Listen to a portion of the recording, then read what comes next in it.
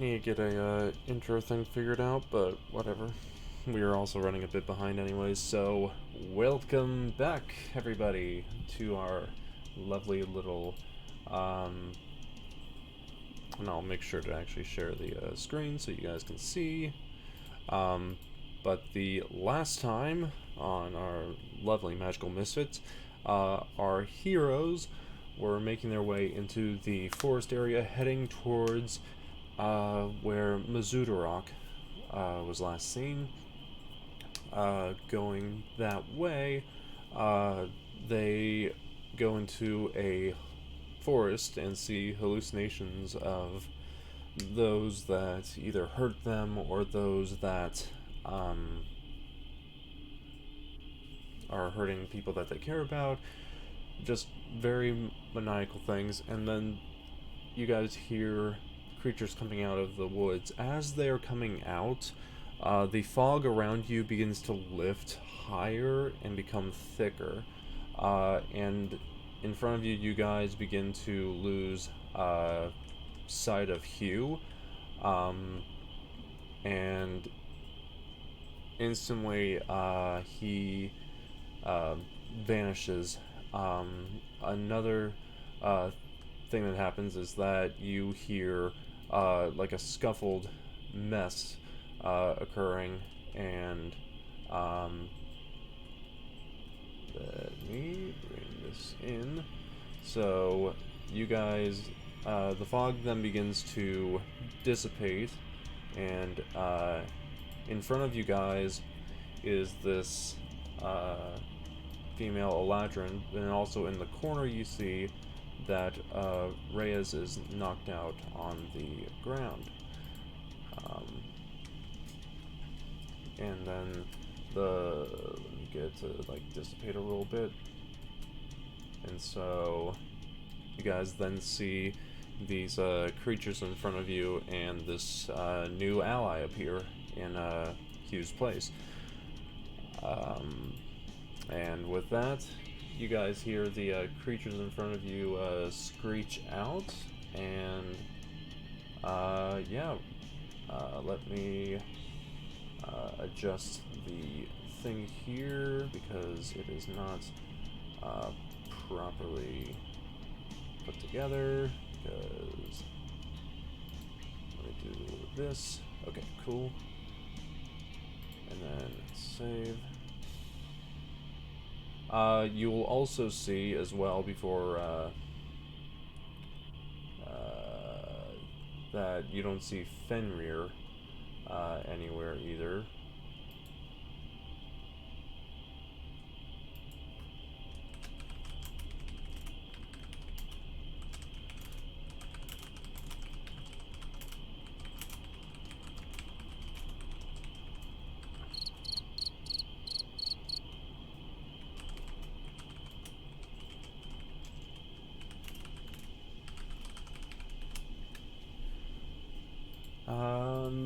So yeah, let me run the encounter.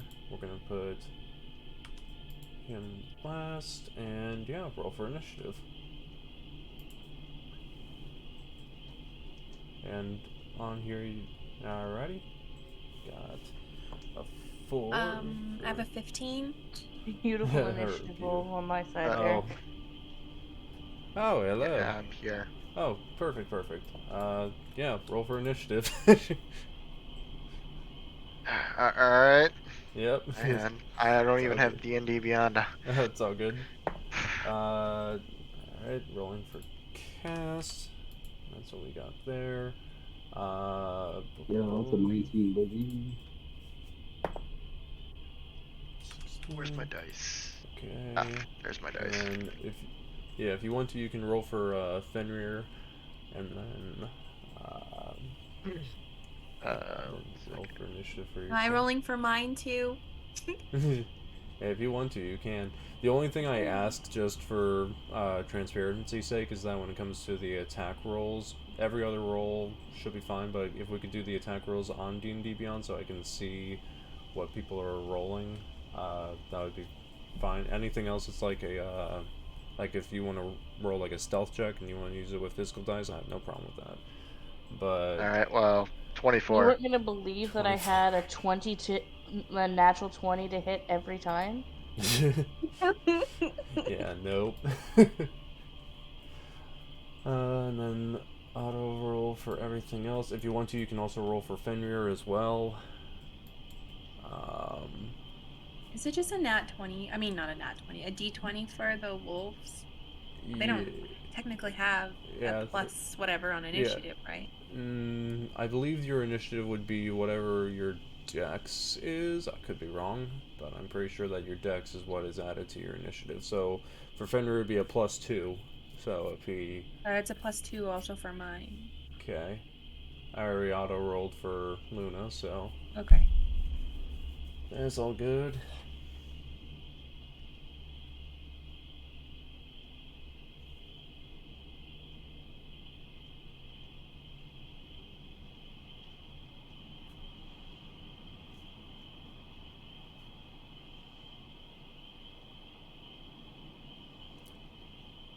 Did you roll for Fenrir, Patrick? Oh, Just a d20 and then whatever it is for Fenrir. you're not gonna believe me, but I rolled a 19. Oh, hell yeah, alright. 21 for Fenrir. There we go. And yeah, we will start. First up, also if you want to top off your HP there, I will allow it for Oh, alright. for everybody that needs it. Let me also pull up a couple other things because that needs to be situated before we get too far along. Yes, cheers. Great.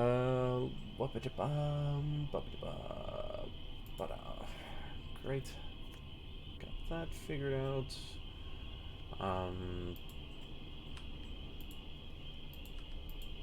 Perfect. Alright, so first up, everything is fine. Yes, indeed. And so up first is Rayas. So, yeah. Let me get you up here because...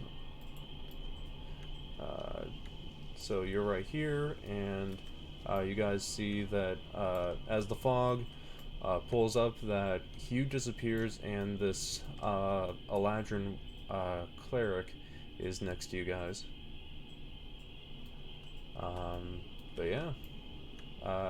So, Reyes, you are first in the Alright, so what are we looking at here? So you're a monster hunter. I will let you roll a I was just referring to because you weren't pointing at them. Oh, okay, cool, cool. On the You were screen. looking at 3 creatures ahead of you. All Alright, of well, like an undead or otherwise variety. I'm going to attack the ghostly thing. Alright. So you're gonna be attacking Directly in front of me, essentially. Yeah, so you would know that what you're attacking there is a wraith. So Oh god, those. yep. So, Alright, well, it's psychic dagger time. alrighty. Or psychic blade time, not psychic Yeah. dagger. 1, 2, 3, 4, 5, 6, 7, 8. Yeah, you're good. Alright, well. So you're wanting to hit the psychic daggers at this one right here? Yeah, blades, yes. Oh, blades, yeah. First one, 22. Cool, cool. That'll hit. That's definitely gonna hit, 29. Yep, both of those will hit. Alright. I shall... Yeah, I'll just roll for 6. 8. Oh, 8. You got Plus it. 2. Plus 2 to my modifier, remember? Oh, yeah. So 8, and then what's the next one? Another 8? 8. So 16. 16. Ooh, damn. Alright.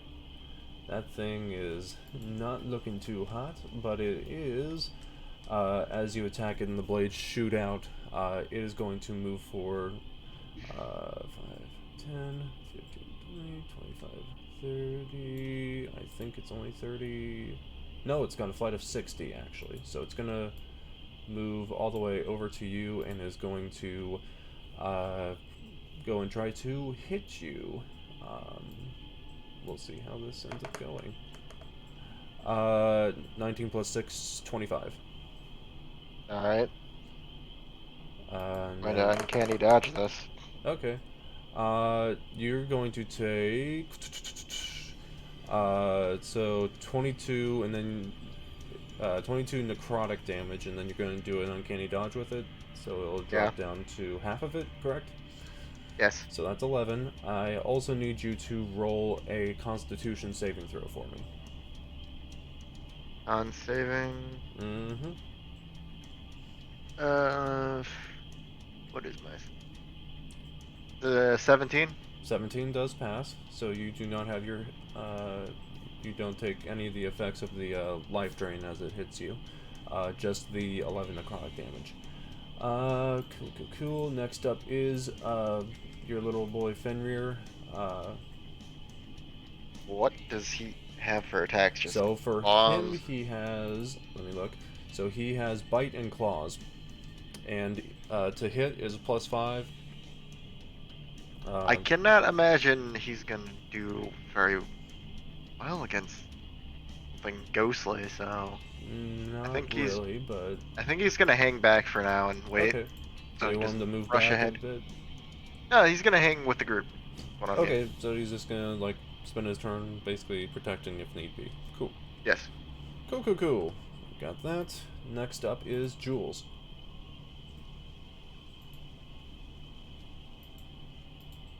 Okay.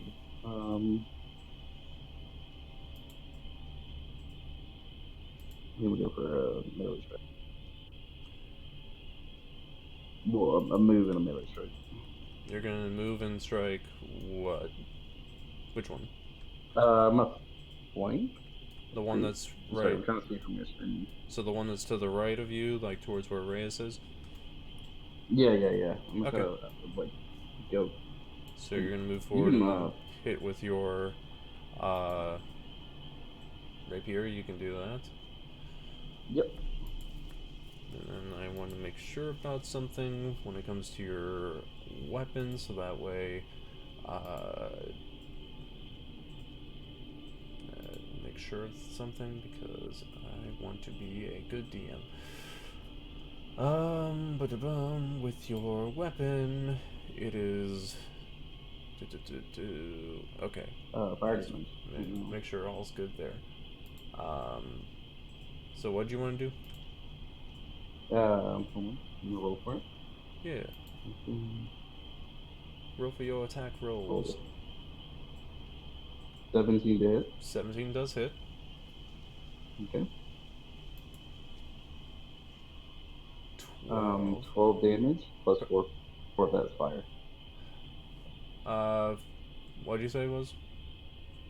12 damage and 4 of that is fire damage. Okay, so I do want to say this, because I wanted to bring it up, is when I'll allow this one for the time being, but it'll, when it is your turn and you end up having it switch, is when, like when your personality switches to that of Jules.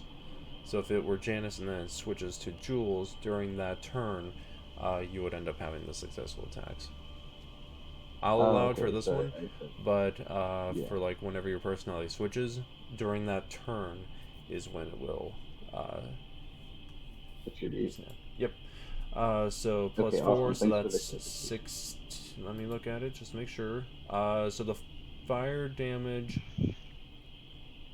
and also, so that was 12. So that's, and then 4.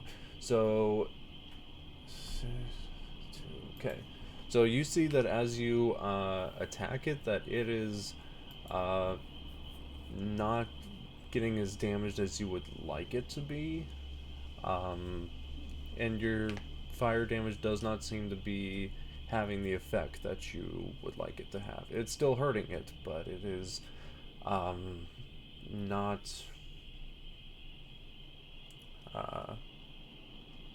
doing the best. Jules is gonna get a concerned grimace on his expression.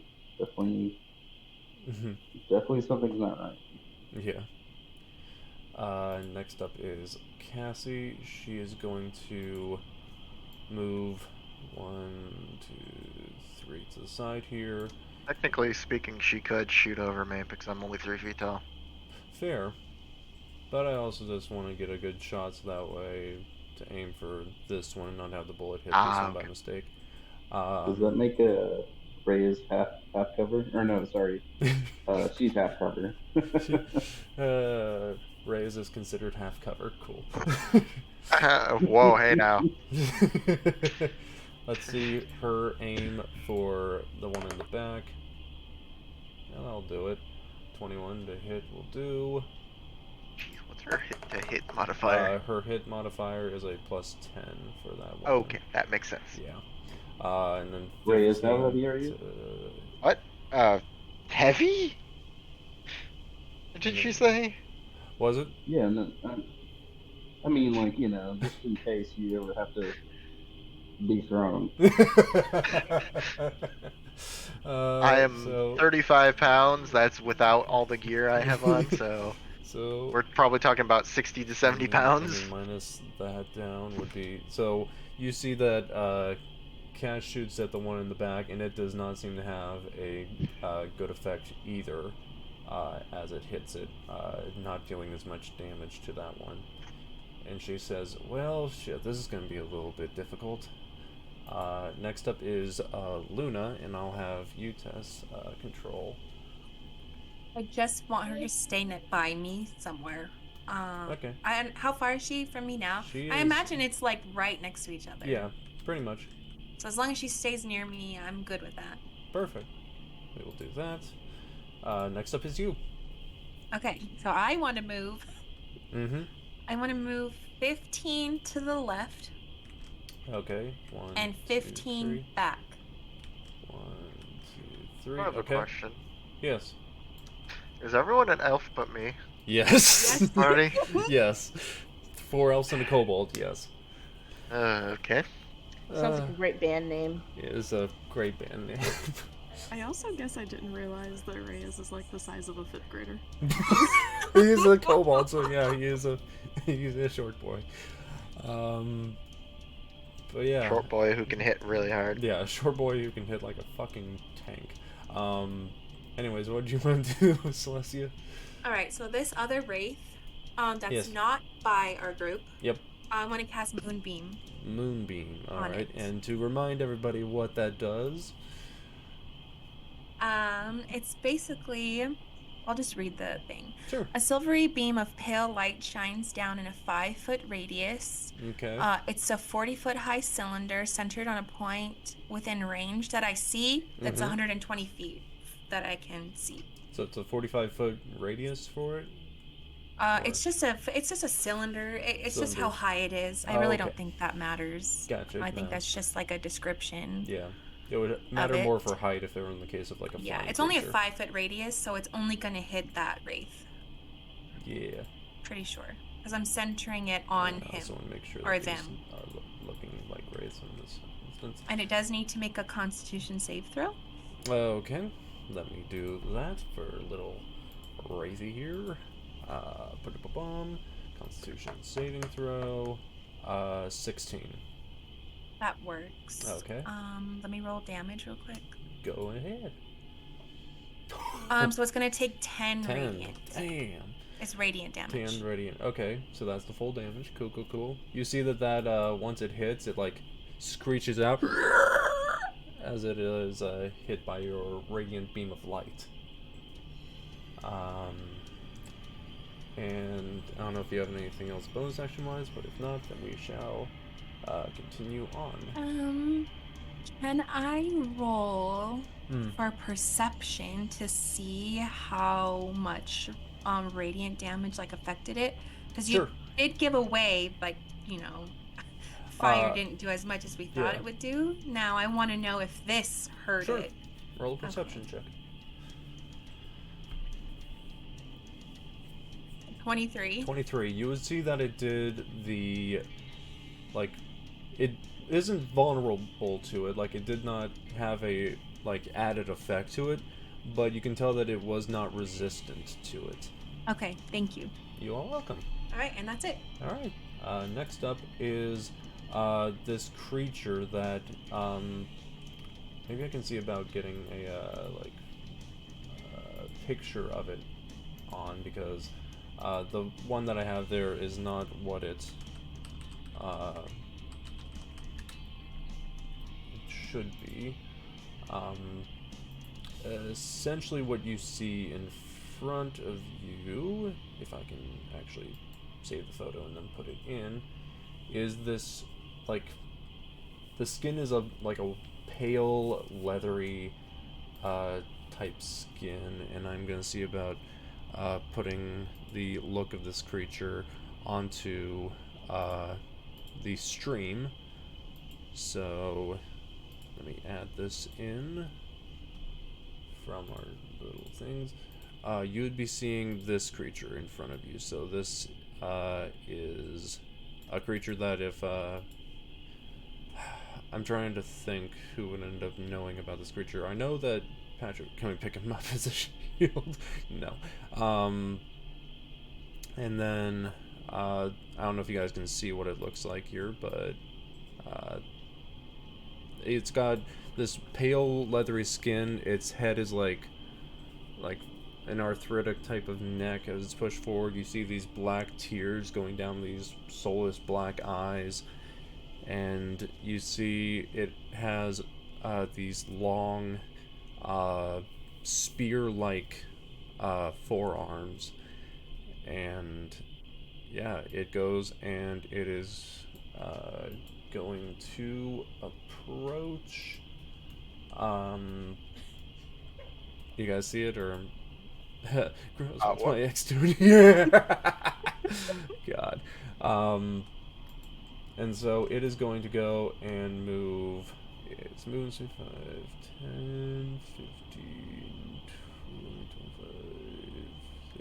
25. It's going to go and I don't like that. Actually, let me look at this creature and how it goes.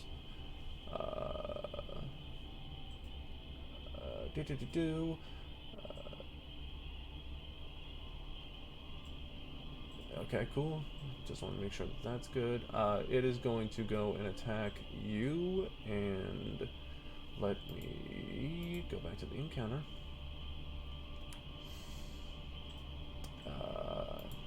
And we are going to... it's going to launch its harpoon arm at you.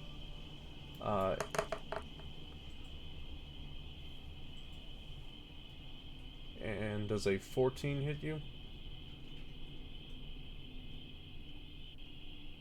Jules? Jules?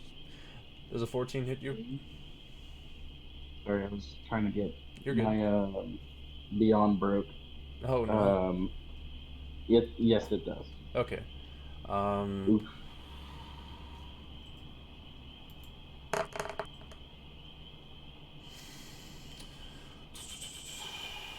Jesus.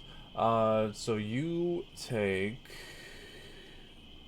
if it is a large creature or small. You take 25 piercing damage as this harpoon arm shoots out from it, and it stabs you right in the shoulder, close to like your lung, and it grapples you. Shit, fuck! Indeed. It's still sticking out of me. It's like it's stuck through your shoulder and is like pulling you from your shoulder and is holding on to you, and you are grappled in a sense. And so you said it came near my lung. Did it actually like nick it or anything? Like, no, it did not nick it. It was like close, like centimeters away, but it got your shoulder and has got you grappled at the moment. I'm definitely gonna have some kind of like blood spurting out. Mm-hmm. That definitely hurt. And good lord. Next up is the Wraith, and it is going to move forward 5, 10, 15, 20, 25, 30, 35, and is going to go towards Luna.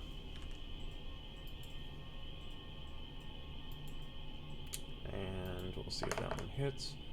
It's a natural 1, so I'll in fact give Luna a chance to bite back. Hits the AC, deals,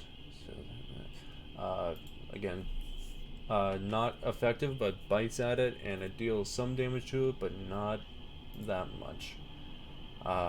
Next up is Hekatae.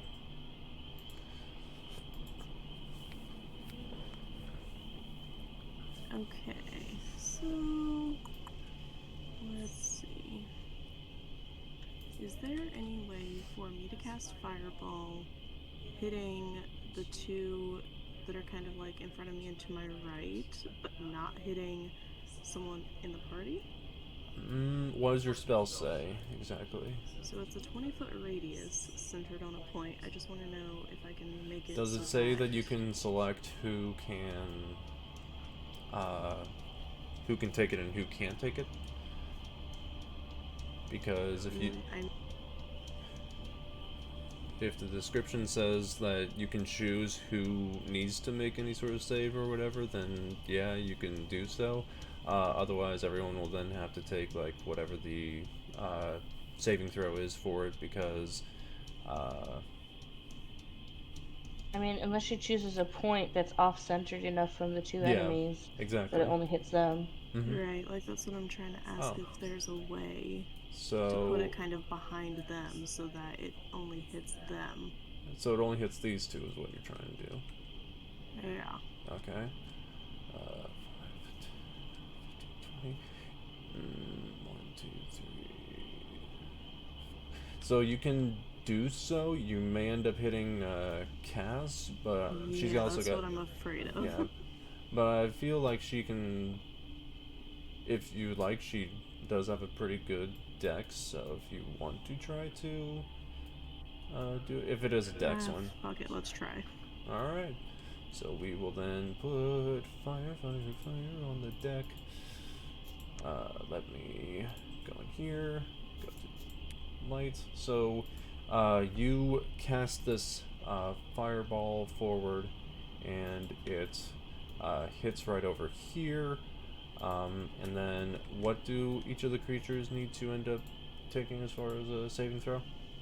It's a dex save of 14 is the DC. Dex save of 14. So let's roll for Cass first. That is a 13. Son of a bitch. Well, did not roll well for her, but we'll see how the other goofy things face. So we're going to go to the Wraith here. Dex save. That rolled a 14 exactly. And the one near it rolled a 6. So the one thing there will take some damage. So we'll cast. So yeah.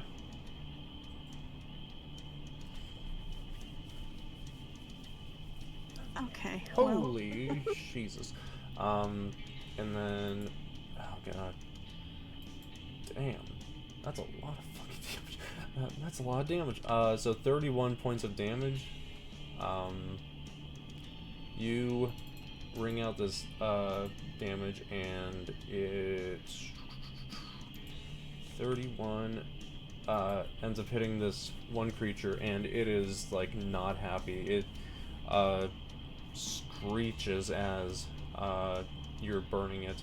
The Wraith moves out of the way and is unaffected, I think. Or is it half damage? It's half damage. Half damage. Cool. So 31, and then we divide that down. So let's just go with a 15. So actually, it is resistant to fire, so it would go down further. So that would be 7.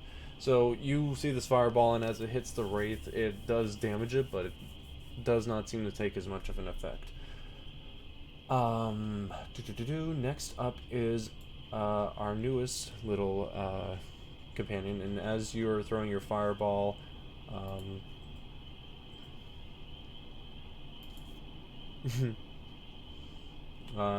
Next up is the Cleric, who is unknown at this point. Okay. Even with Jules being grappled, would I be able to touch him so I could do resistance? Should be able to, as long as you can get up close to him, yeah. Yeah, I'd like to move up close to him so I can give him resistance. Okay. That's a cantrip. Cool. And once before the spell ends, the target can roll a d4 and add the number rolled to one saving throw of its choice. Oh, nice. Perfect. Actually, since it's concentration, I'll do... I don't know. Yeah, let me lay an attack on the guy next... No, that's going to be... Let me just do the resistance. Okay. And that'll be my turn. Just a simple resistance. So he gets a d4 to his next saving throw. Alrighty. Next up in the line is Rayas. Alright. Well, I can make melee attacks with the swords. Yeah, as long as you draw your sword, you can end up using your cutlass and all that. Psychic blades. Oh, your psychic blades. You're gonna use those again. Okay. Alright.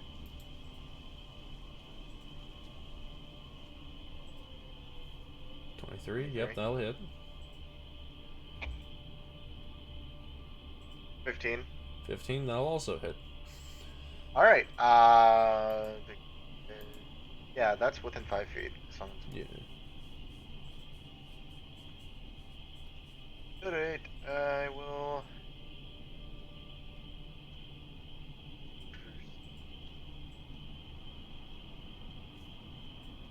12, okay. Add it on for whatever else. 9. So it'll be 21. Shoo! Oh, the sneak attack damage, yeah. Yeah. And then that's 8. Okay. Phew! This thing is not looking good with you shoving your knives at it. It is not doing well. And with that, it then goes to attack you. Let me see if it'll actually hit. 18. Just above my arm, AC. Yep. Oh, for the love of God. You take 12 points of necrotic damage and need a Constitution saving throw. I'm going to use Uncanny. Can I use Uncanny Backmoral? Is it per It's a reaction. Yes, you haven't used your reaction yet, so yeah, you can. So that'd be 6. 6, okay. 6, you still need to make a Constitution saving throw.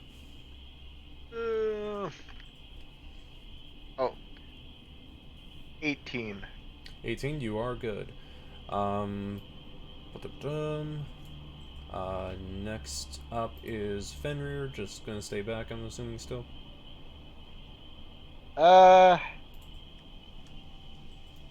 What's his movement speed? His movement speed is 40, I'm pretty sure. Let me check. No, 50. Alright,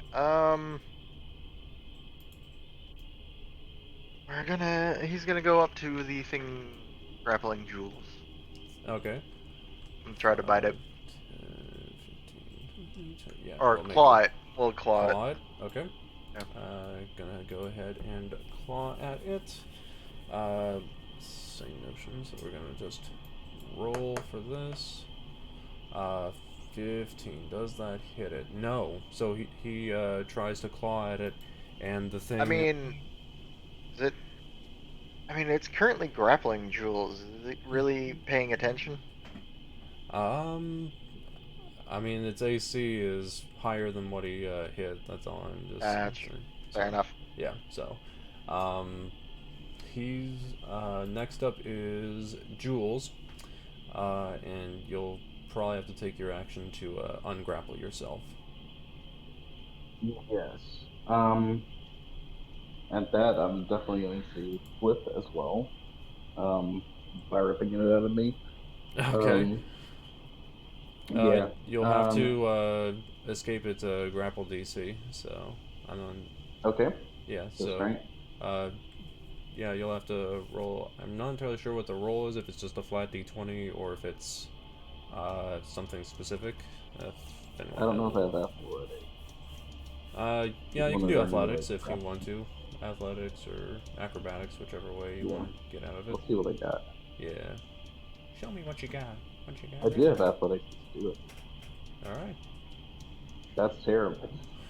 That is not going to be enough. So you try to pull this thing out, and it's like got like a couple bars that end up just like sticking in. So like you're trying to pull out, but it is not able to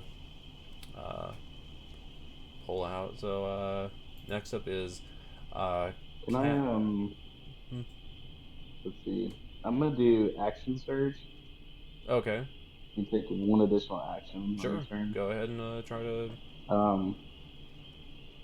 I think. So you like pissed off, like. Yeah. You can still attack when you're grappled. Just to say that, but it will take an action to end the grappling effect. So. Okay. I'm at Eldritch Blast. Okay.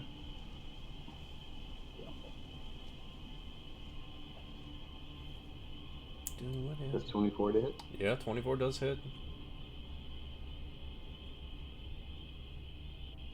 10 damage for that Eldritch Blast. So you turn yourself around as it's got you harpooned in the shoulder, and you put your hand out and you Eldritch Blast it right in the face, and it doesn't seem to like that, but it's still holding on to you.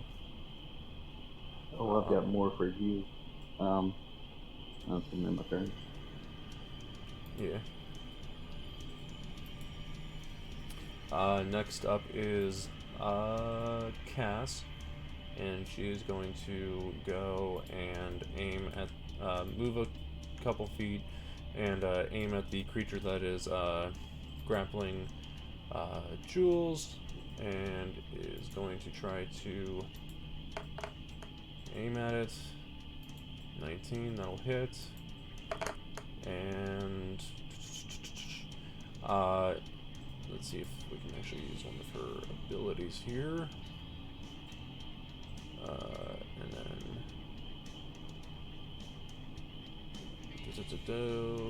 cool. Okay. So she ends up aiming her gun and fires it for -1/2, round down. So 4 points of damage, and she looks like she's getting frustrated. She's like, God damn it. Next up is Luna, next to, or it was next to Celestia. So, yeah. I want her to move by me, but I want her to stay a little bit in front of me. Like right here? Yeah, that's good. Cool. Yep. Now me? Yep, now you. I have a question. Yes. To take out another weapon, is that a bonus action or so if you a free action? I believe it's an action. If you are stowing a weapon and drawing another one is an action. But if you drop your weapon and then draw a weapon, then it's a free action. You haven't technically taken one out though, right?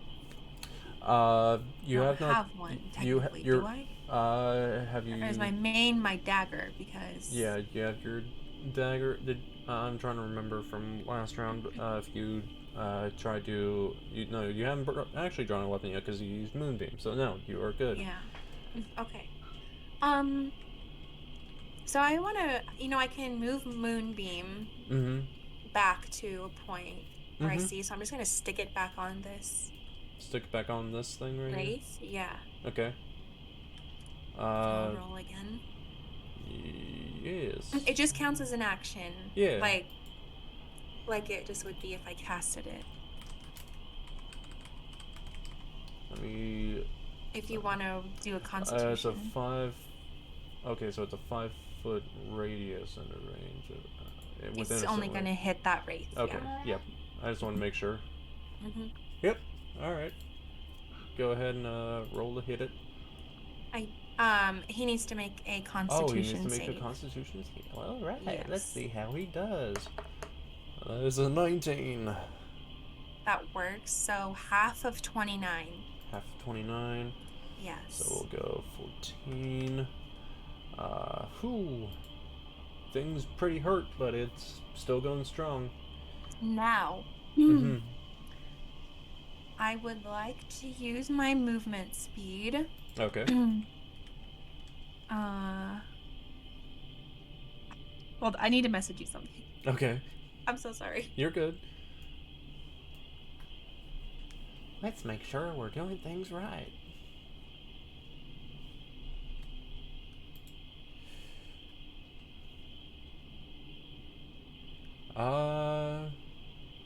Sure. I'll allow it. Okay. So I'm gonna use my movement speed to just go up to it. All right, 5. And as a 10, bonus action, 15, I'm gonna. 20. Okay. Because now I can pull the staff out, right? The staff out, yes. I just have a normal. As long as it's a part of like a bonus action, because you did take your action. Because so I'm just gonna use Shillelagh. That's my bonus action, but I do need to pull out a staff and be holding it. Yeah, and you're good. So I'm gonna do that. Go right ahead. Remember, it does make, just for everyone out there, it makes the staff I'm holding magical. Perfect. A 23. 23 will hit. And that is an 8. An 8, alright. So that will... You hit it. And it... as it hits it, it doesn't take as much effect as you would like, but you can tell that you did hurt it. Okay. Next up is this mysterious creature. If need be, Patrick, if you want to, because you are a monster hunter, you can try to roll a history check to see if you know what this creature is. I'll allow that.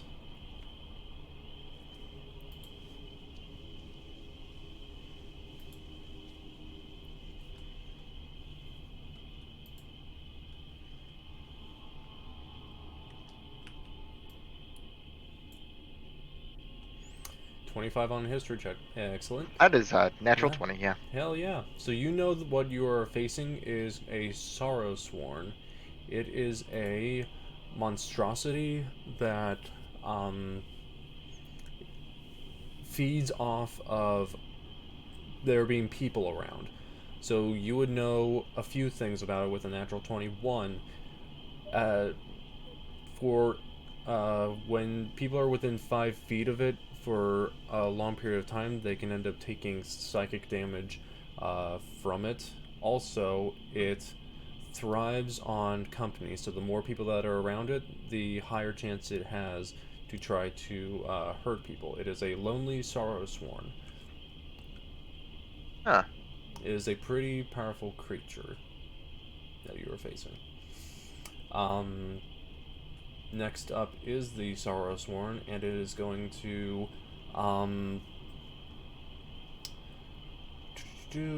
it is going to... Oh, sorry. Oh, you're good. I was going to use my free action to tell everyone that. Yeah, if you want to, yeah, I'll allow it.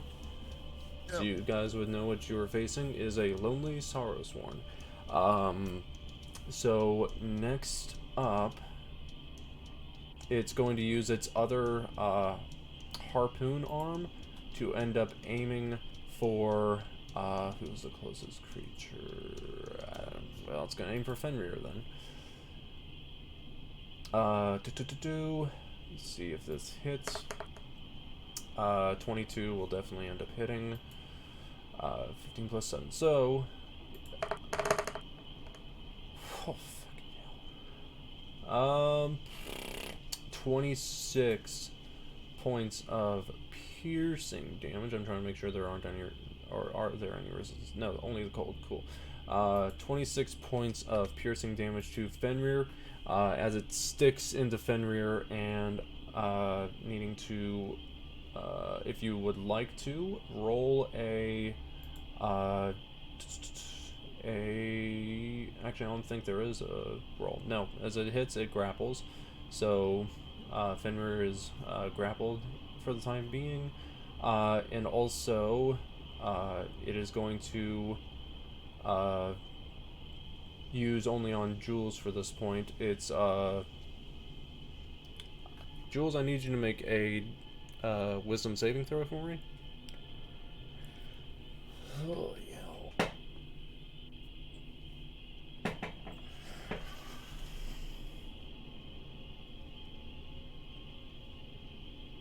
Jules, you there? Oh, oof. That is yeah. That is not my strongest. That is a 6.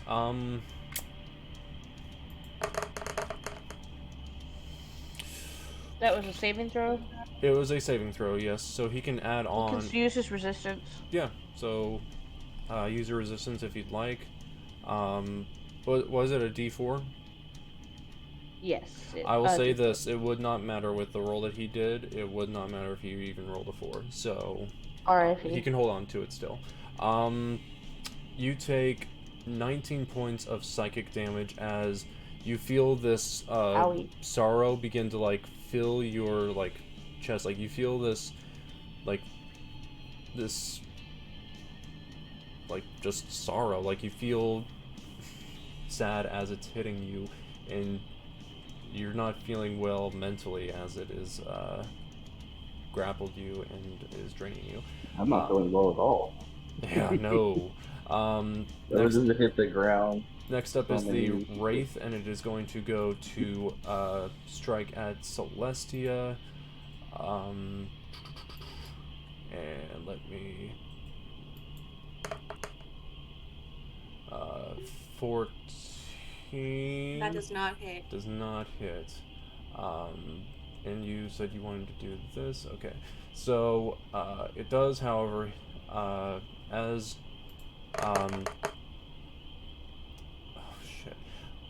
you, so here's what you wanted. As it goes to attack you, Luna jumps in front of the attack, and it takes 17 points, and as it hits Luna, she falls to the ground.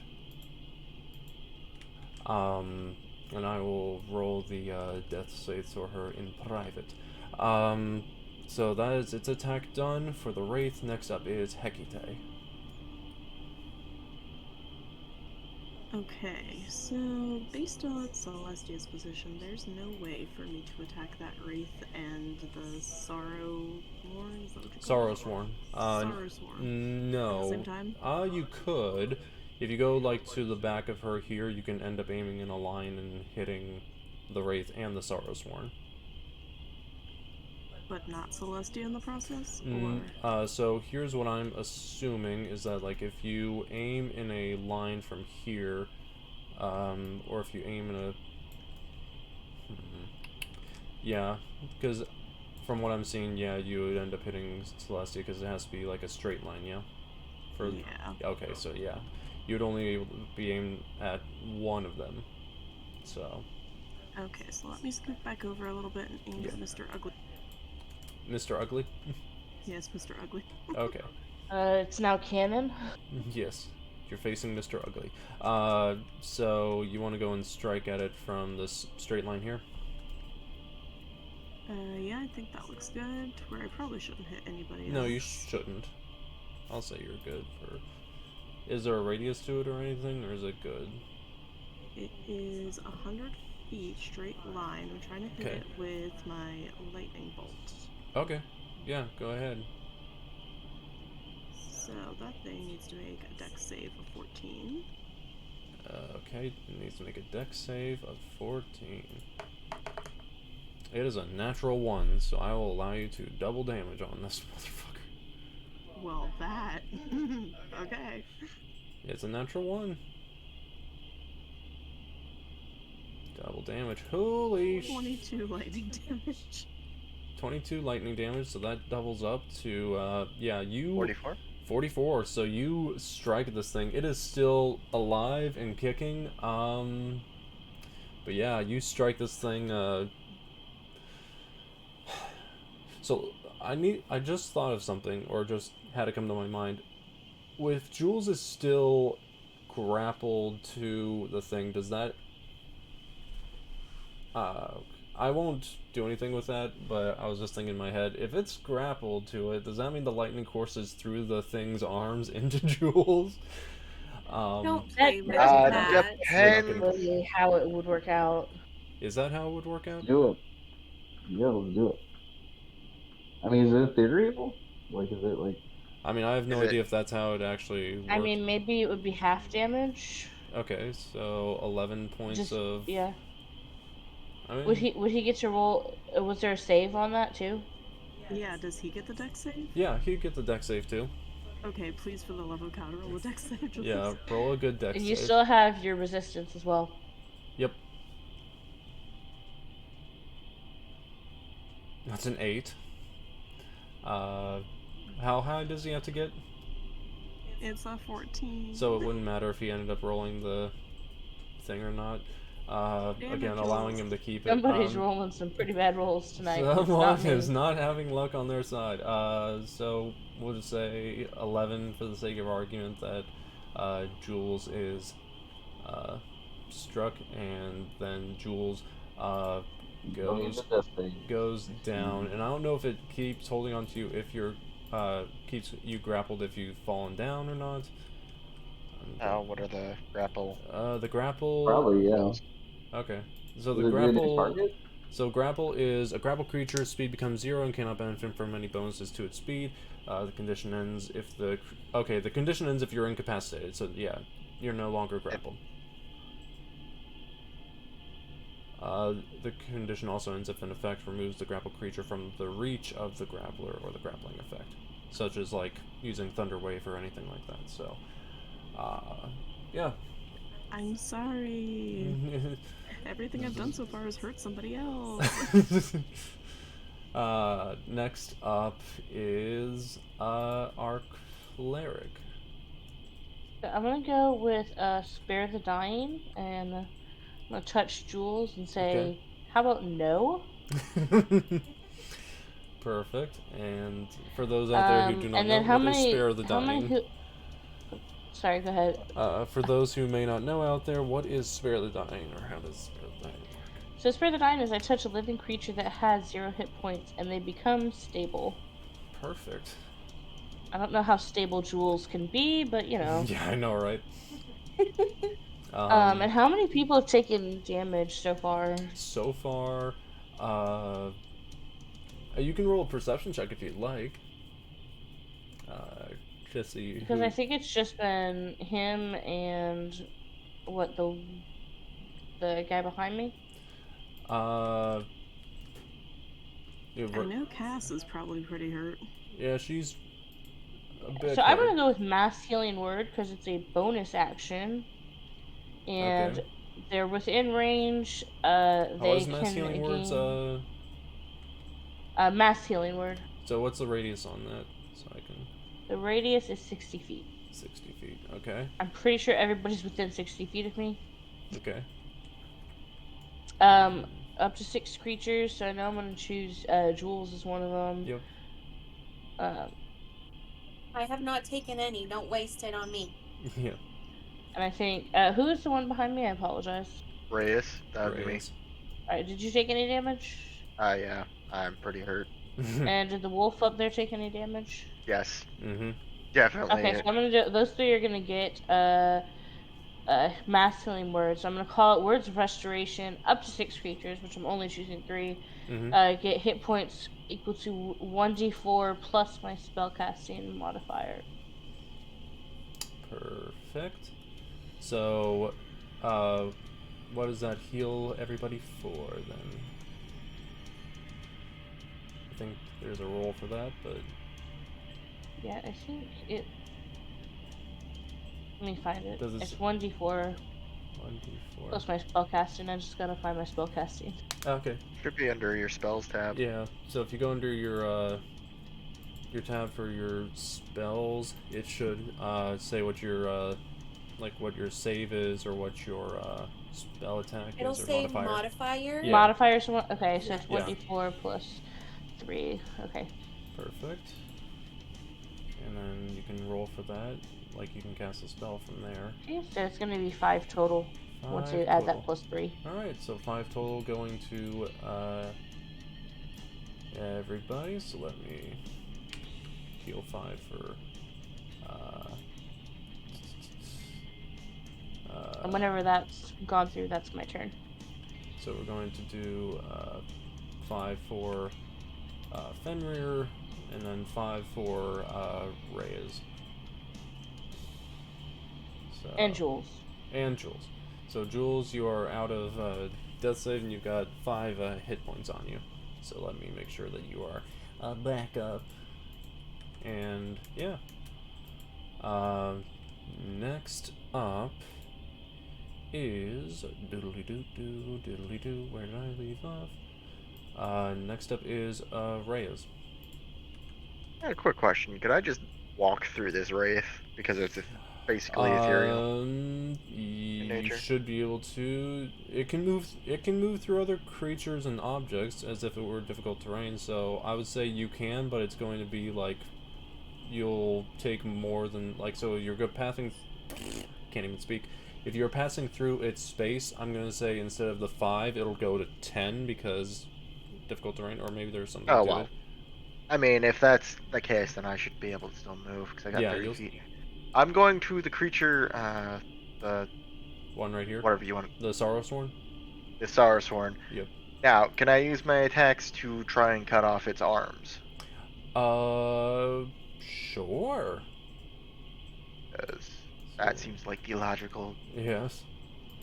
So go ahead and I'm going to use dual wielding, obviously, or 2 weapon fighting. Yes. It's official.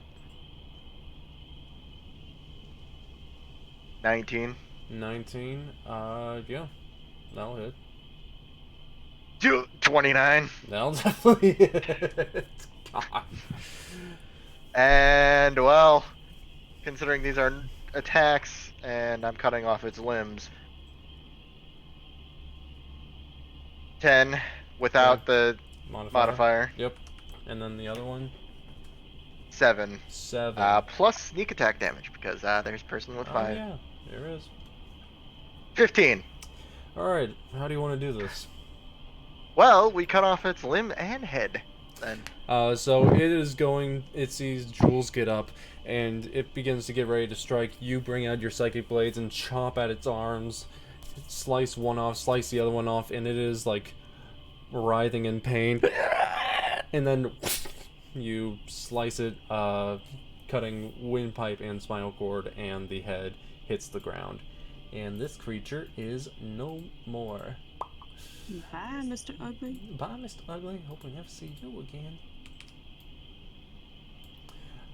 Next up, is the wraith that is next to Rayas is going to turn around and strike at you. 21. Yeah, that would obviously hit. 22 necrotic damage. We'll uncanny dodge that then. Alright. That'll be 11. 11 on that. Make a Constitution saving throw. Alright. Oh, okay. Oh yeah, that's a dirty 20. Hell yeah. So you are good. Next up is Fenrir. He's not gonna be able to do much, but he will, I guess. He'll try to claw the wraith. All right. So even though we know it's not gonna work. Yeah. Might as well. Yeah. Let's see how this goes. Roll that beautiful. Yeah, it's a 17, so that'll hit. And then we're going to... You say claw at it? Yeah, claw. Deals 15, which is half to... Yeah, so you see Fenrir come with his claw and slice through this wraith, and as it does, the parts that bind the wraith begin to tear apart, and it... even at halved, it ended up killing it. So, yeah, this wraith is dead as doornails. Next up is Jules. Let's see what I can do about them.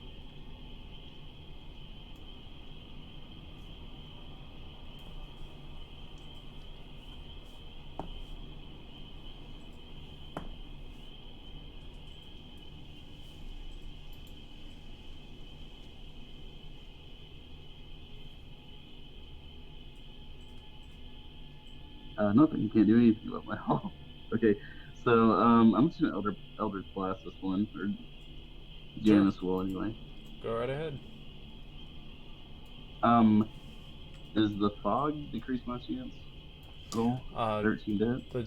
The fog does not decrease your chance, so it's like a very subtle fog, even though this is the best setting I can do in the case of fog with this. There you go. Yeah, so... I can still see the silhouette. Yeah, so... 13 to hit. Was it to hit? Yeah, 13. 13, that'll hit. It's right on its AC, so yeah. And then roll to see how much damage you do. 12. Oh yeah, that'll do it. So 12 damage. You hit it and it out as you strike it.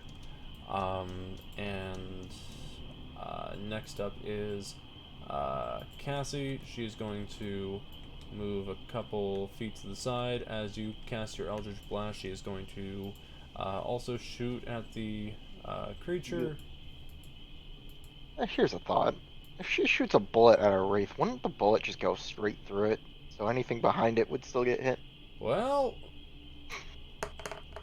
probably. That's a 25. Shit.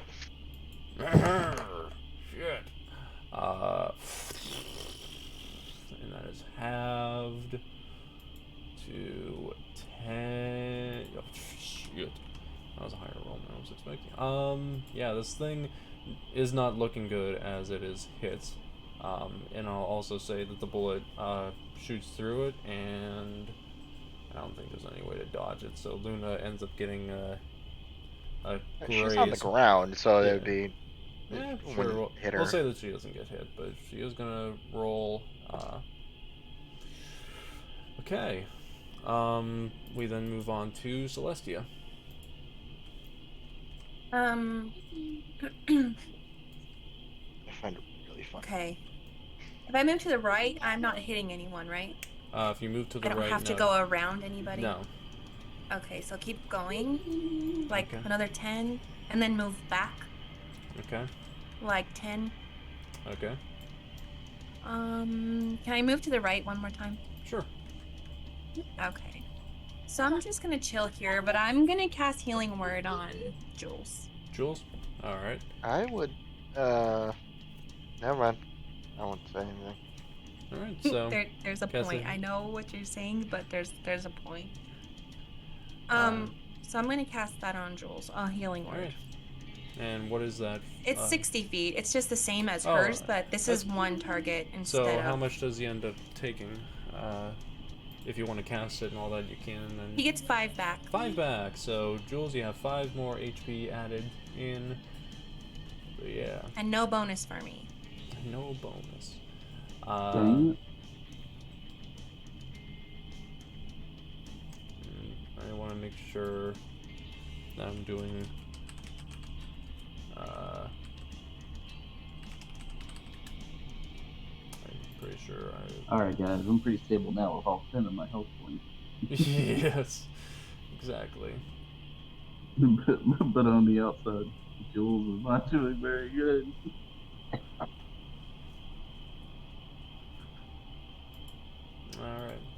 You did yours, so next up is not him, he's dead. The Wraith is up. And they are going to turn and go 5, 10, go towards Celestia, and going to strike at her. 17. Yeah, that hits. You take 28 points of necrotic damage as this thing... Oh my god. Yeah. Okay. As this thing brings its ethereal hand out and jabs it towards your chest. I need you to make a Constitution saving throw. 21. 21, that'll do it. You are good. Next up is Hekatae. Let me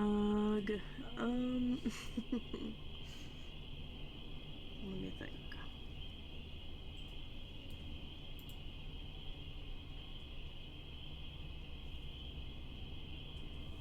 I think I'm gonna get right up next to this wraith and use what is it called again? Hang on. My booming blade.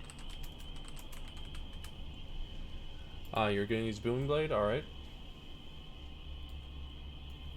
So, do you need, what's the, So, I need to be within 5 feet of it. Alright. There you go. Oop, having trouble turning your character. There we go.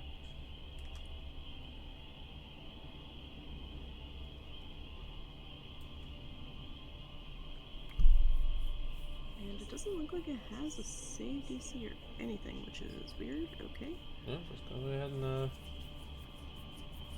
I mean, I can check, but I don't think there really is much of anything. 7? That is a 7. Alright, and what type of damage is that? Just so that way. It is thunder damage. Thunder damage, okay, so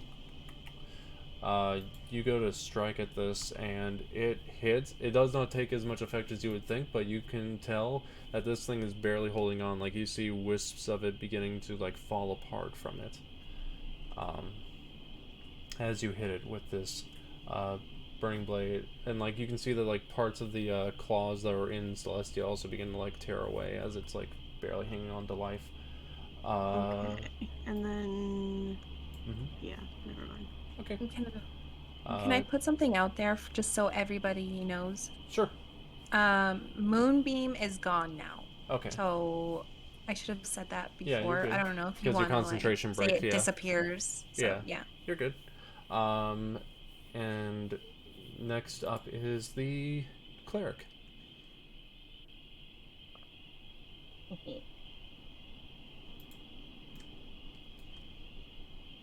Okay, so we're down to the last wraith. Yes. I think.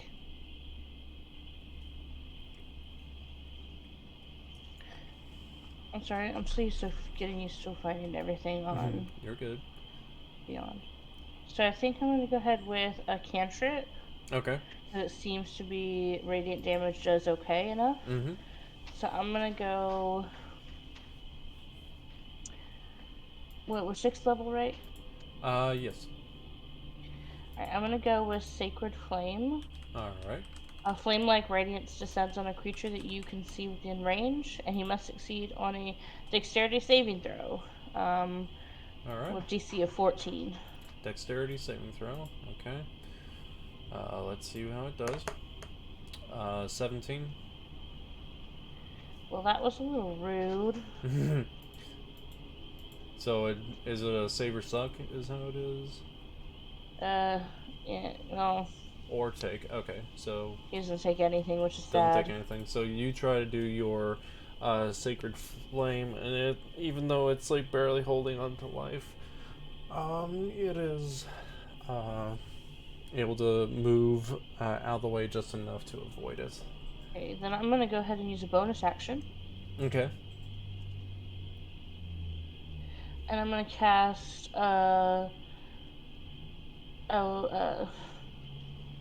spiritual weapon. Okay. Go ahead. And as I cast it next to the enemy, it'll be cast in a mace that looks just like the one I'm holding because I'm that cool. Excellent. And I make a melee spell attack against creature. So I need to roll a d20. Actually, I think I just hit cast on it, right?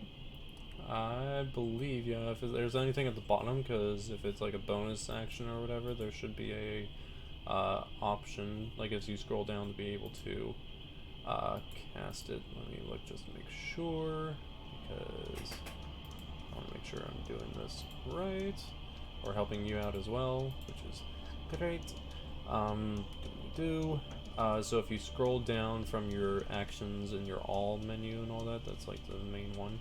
If you scroll down, it should say like bonus action with that, and then also under your spells, it would be in your like second level or like whatever level you want to cast it at.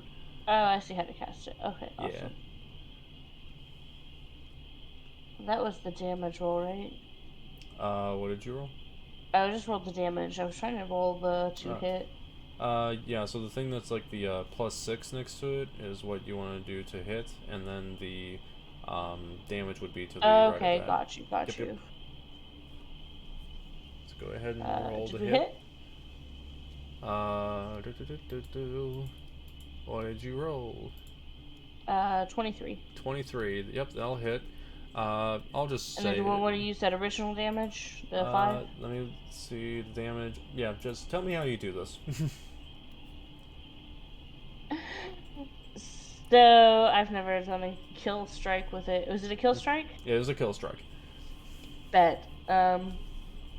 So as I see that my sacred flame has failed me, I decide to whip out one last spell, and I pull out a spiritual weapon matching my mace. In anger, I just wallop him and say, "Fucking hell, just die already."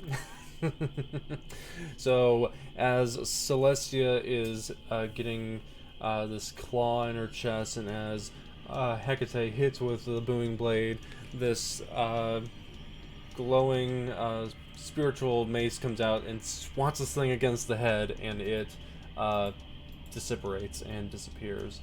And yeah, you guys, let me change the atmosphere sounds here. Yeah, so you guys have killed all the things, and you are now out of combat because you did so good. We did all the things. Indeed. All right. Okay. So yeah, if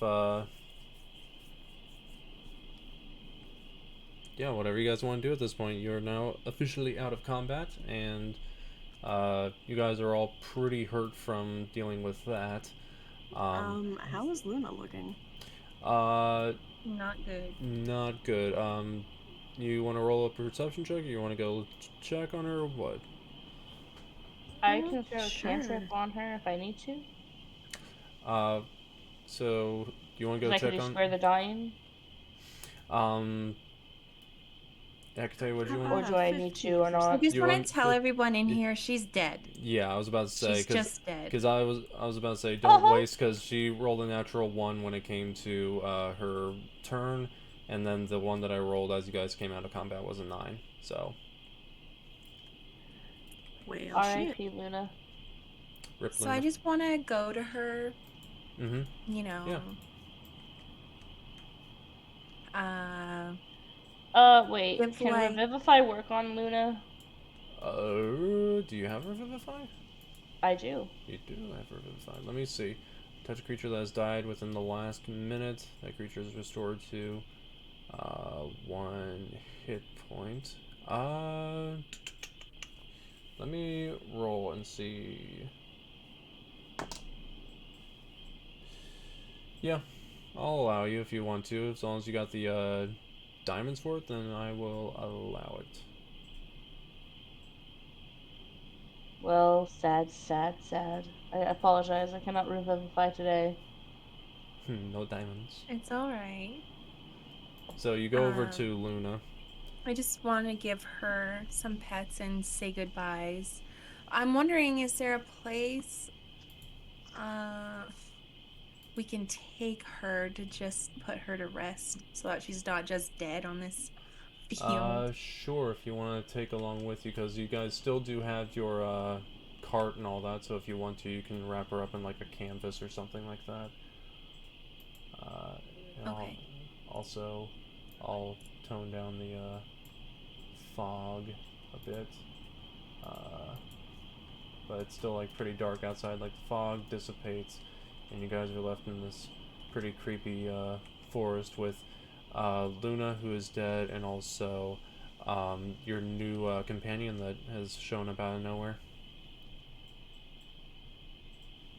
I want to turn to our new companion and tell her thank you for trying, but she's gone.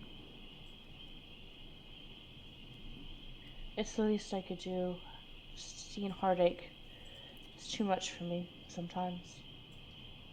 Would you like to help me wrap her up and we can take her with us? Absolutely. Okay, so we're gonna do that. All right.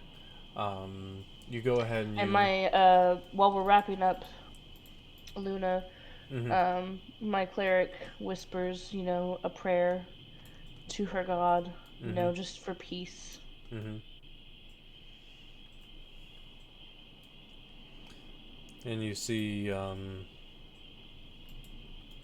as you're wrapping her up, Cass comes over, a little bit charred, a little burnt, and she looks over to Hekatae and says, "Next time, could you please warn me that you're going to do that? Honestly."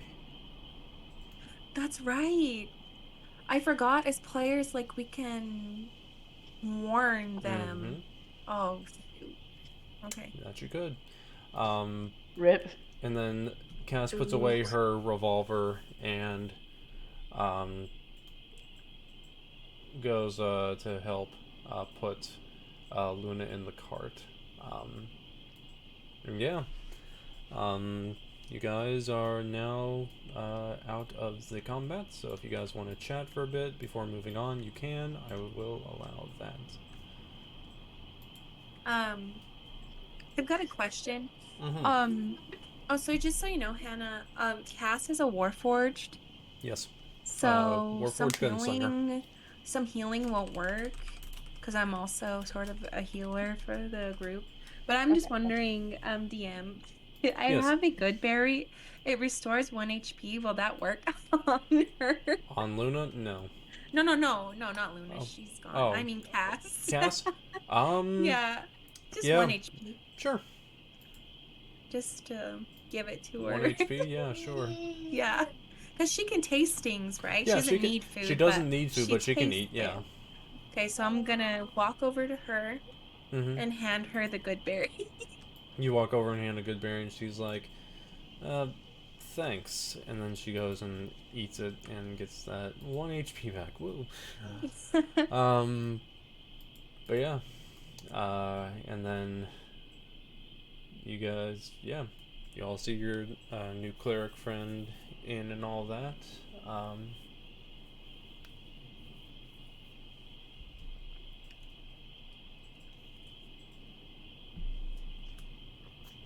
I would like to walk up to our new friend and just kind of ask, where did you come from?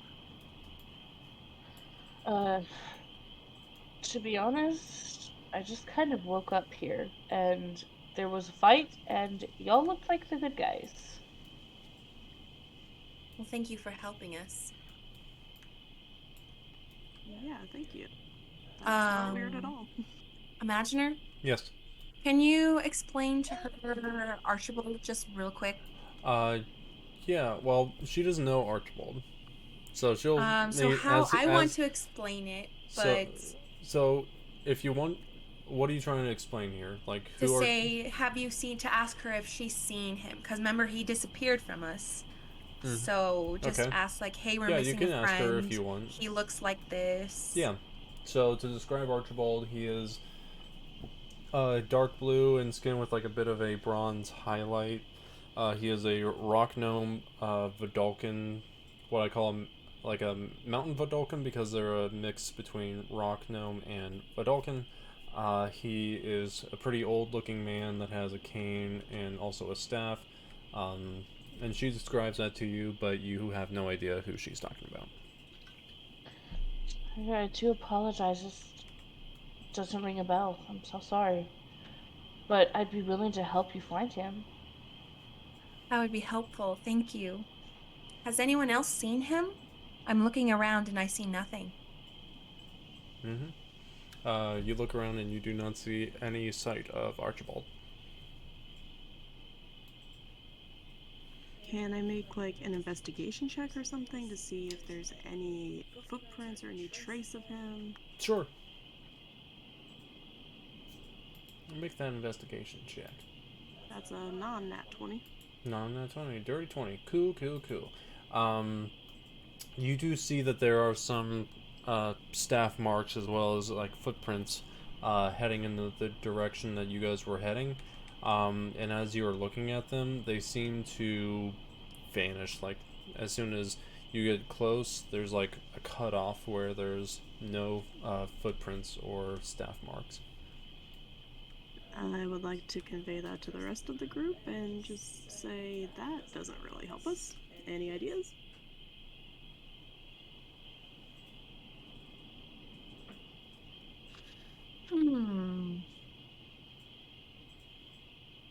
Well, if the trail ends here, then a spell was used on him or he just disappeared. Indeed. Or both. That was out of character. You're good. And then you guys, I say you guys get familiar with your new friend as you are getting into the cart and you are heading out. I'll say that just for me not having to use any more assets, you guys move a little ways ahead before it starts to get like you're about, I would say, 5 hours out from where your destination is. So if you want to, you can get some rest. I will say, just for them just knowing me and how it goes to my background, one of the features is when people look into my eyes, they can see that I have faced a lot of darkness. Yeah. And they don't know what it is, but they can tell that I've been through hell and back. Yep. And so that's what you guys pick up on as you're in the cart ride going out a bit. And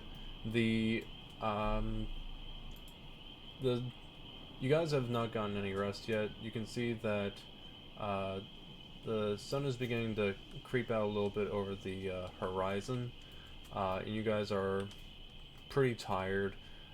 Some of you are pretty badly injured too. And so, yeah, let me get rid of this picture because we don't need that anymore. Boom. And yeah, so if you guys want to take a rest, you can. As the morning light begins to show, I will allow that, and then you guys can pick up in a little bit.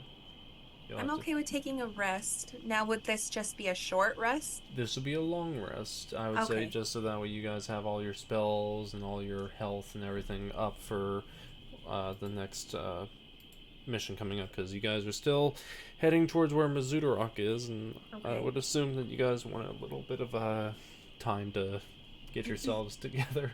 Is there going to need to be lookouts? Cass looks over to you and says, I don't need sleep. I just need to not do anything strenuous. You guys take your rest. I transfer, I think, 4 hours for a long rest. Yep. You do, and I think so does Celestia and Jules. Same. So, yeah. Yeah, so pretty much we can all kind of take turns on the watch there. Yeah. If you'd like. Okay, that sounds good. Alright. Also, the thing with Cass, too, is that since she's a Warforged, she does not need to sleep. She just, she rests, quote, but she does not like have to sleep or do anything related to that. So, but she'll still get her. She'll still like, get her. HP back? Yes. Okay. So, rest versus sleep is a little different. So you guys set up a small camp, and the day comes, and the day begins to fall.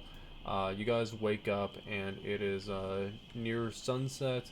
And I'll say this: all of you are, you take a long rest. You're all healed up and magicked up, and you're good to go.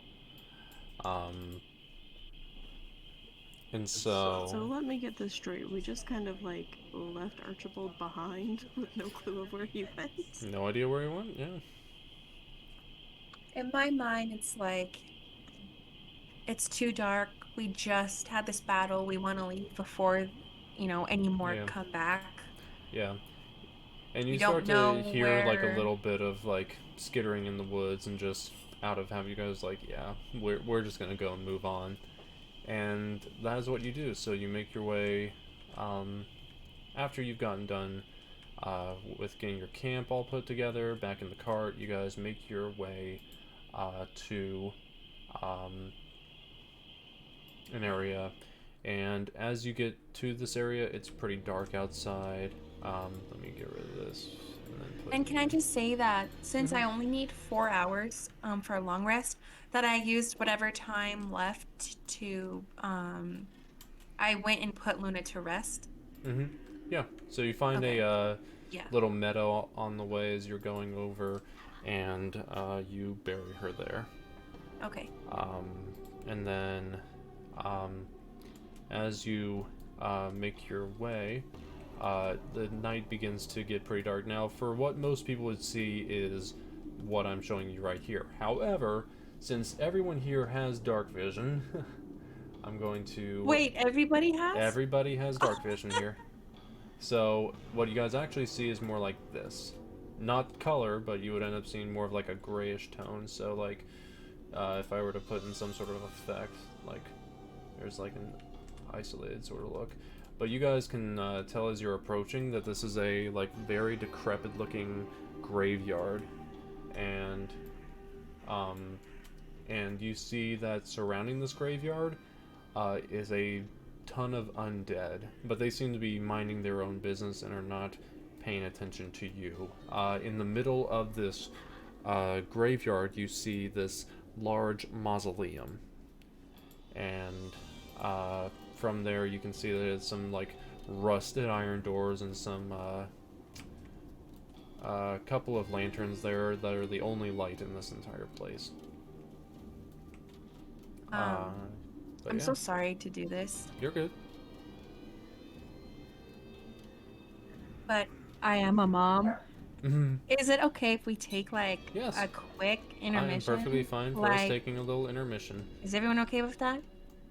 I was about to say I need 10 minutes. Yeah, so we'll do a 15-minute break, and hopefully we can get Rayas back because he has also vanished. So hopefully he ends up coming back, but if not, then we'll go on. I felt like this was the perfect time to do it. Yes, it is the perfect time. So yes. Take care of the little one. Take care of the little one. And then yeah, we'll be back shortly. Okay. So let me get back in the campaign time. Whoa, here we go. Let me turn this off because I don't need that. As we wait to see what happens next.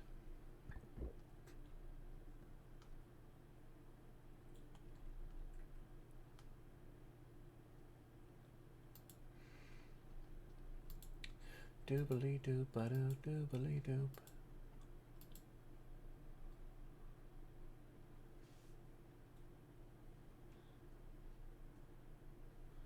Bam.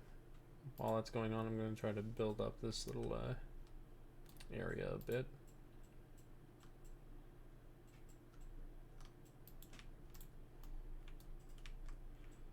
Add some spooky things to it, maybe.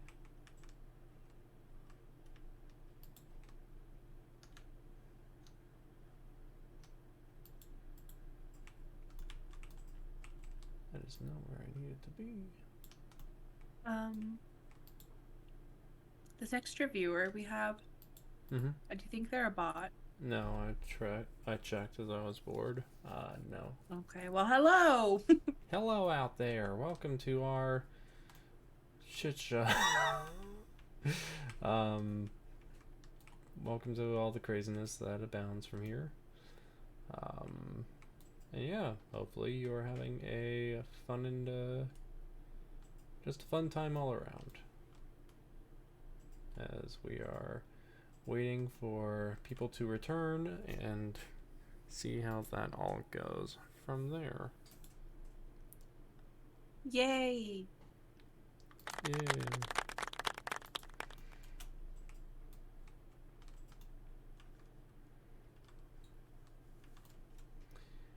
But until then, I'm just going to work on adding a few details around that I wasn't able to do when I was getting things set up. God. I swear.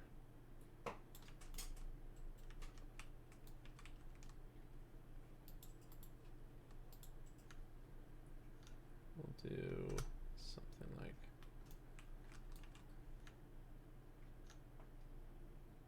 If this was a podcast, they could still hear the Discord sounds, right?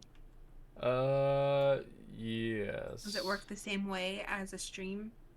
Just recording so instead? What it would be is that, like, it's why I don't end up, I try to, say, like, keep it to, like, when we have the, breaks or whatever, mainly because, one, some of the stuff that we use, sound effects wise, I don't want it coming back to bite us in the butt if we end up doing any sort of podcast related stuff, but also right. Just in general, it's going to be taking what's on the stream, but it's also going to be like cut up at certain points, so trying to make it seem like it's a little quicker than what it really is. And also like take out a lot of the excess fat that comes with combat, as well as like anything that, like, us taking this time right now, hell, it might even get to the point where it's like, okay, Rayas passes out somehow, because I really don't like controlling other people's players or players' characters. Yeah, I know. But I will do if I need to, and right now I'm just adding in bits and pieces around here to give at least some fun little added benefits to this area. Jesus. Anyway. I hate people. I do too. Yeah.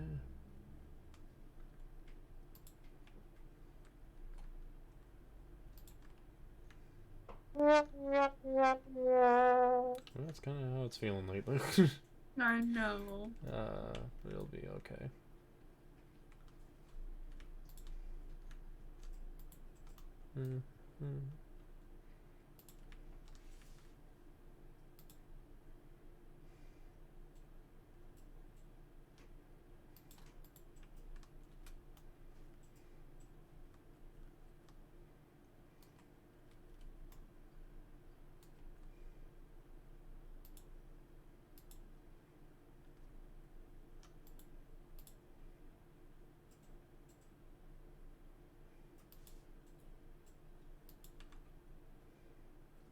Hey everyone, why did the employee get fired from the keyboard factory?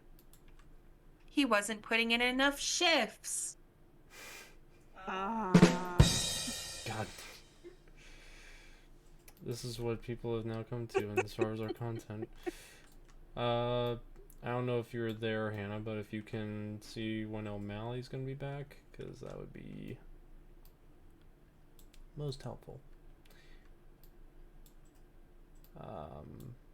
And if not, then it's gonna be a little longer because we're gonna be going. You want to put it in an announcement? For what? Like, in case he gets a Discord message and he can see. What do I Just put? say we're back. Just say we're back, yeah.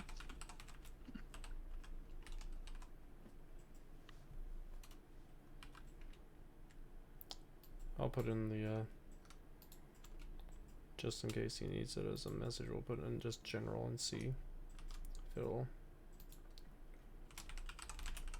Hopefully his phone's all, good. I haven't been able to get a hold of Patrick, so I'm assuming that something's wrong with his internet or something else. But, yeah. As long as, you know, I'll just go and, you know, do some fun things with, putting little graves around for the time being. I'm gonna go grab one more drink then. And then I assume we'll be starting. Hopefully. If all things work out, hopefully.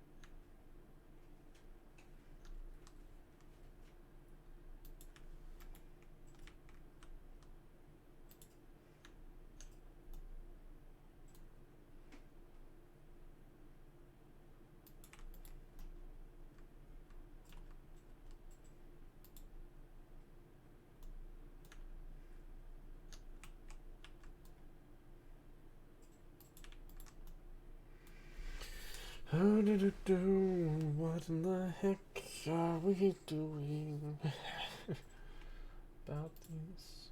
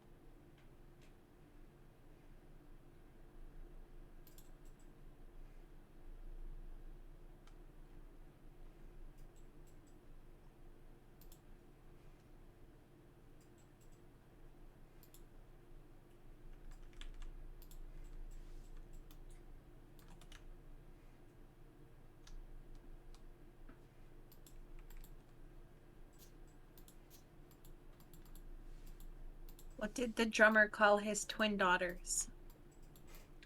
But don't, it's, I don't know. And a 1 and a 2. Oh.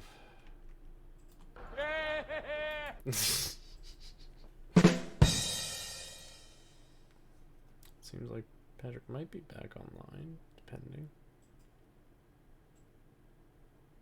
But where is OMalley? Why do skeletons stay so calm?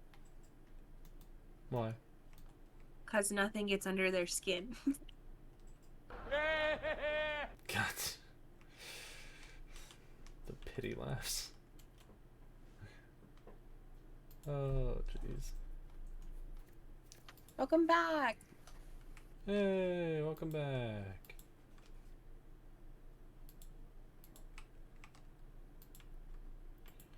Alright. Hey, so we've got a good portion of us back. So yeah, we will, let me get everything back up. Oh, I'm gonna message you something. Okay. Cool. Let me make sure that everything's good with Spotify there. Hopefully everything's good from here. Did you get it? Let me see. Boop.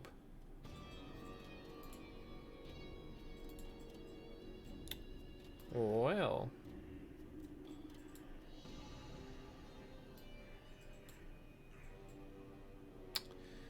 Okay then. everything all right? It's about as alright as it can be, I guess. Neato.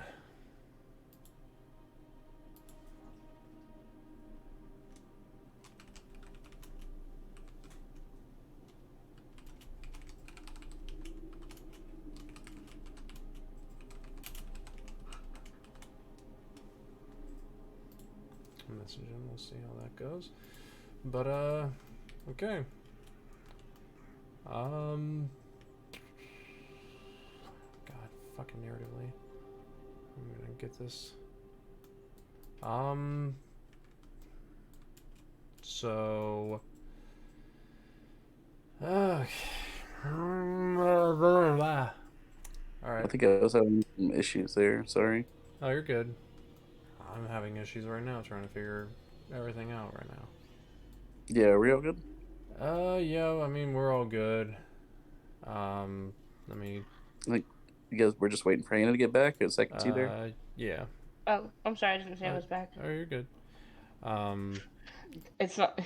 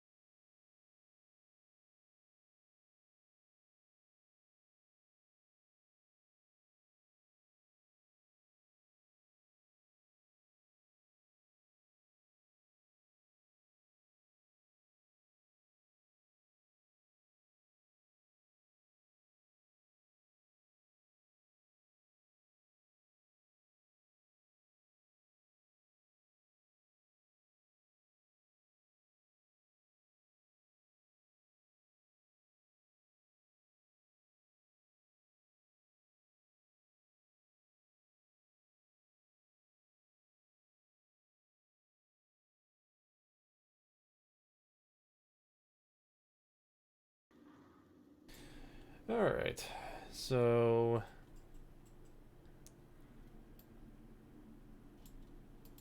let's do this for now until something ends up happening. Whatever. Fuck it. You guys are making your way through, it seems as though Rayas gets lost along the way, but you guys make it to a abandoned looking graveyard, and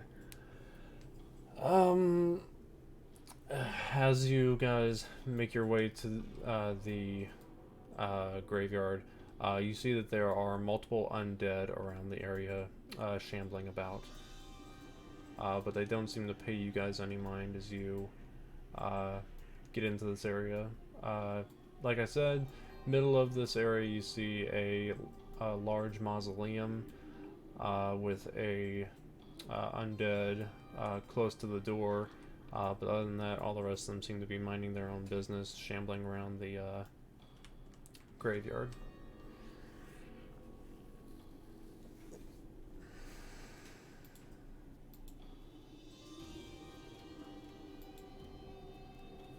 Okay, so it seems like nothing is really looking at us at all. Like they're just kind of doing their own thing. Yeah, at this point they're just shambling around the graveyard itself.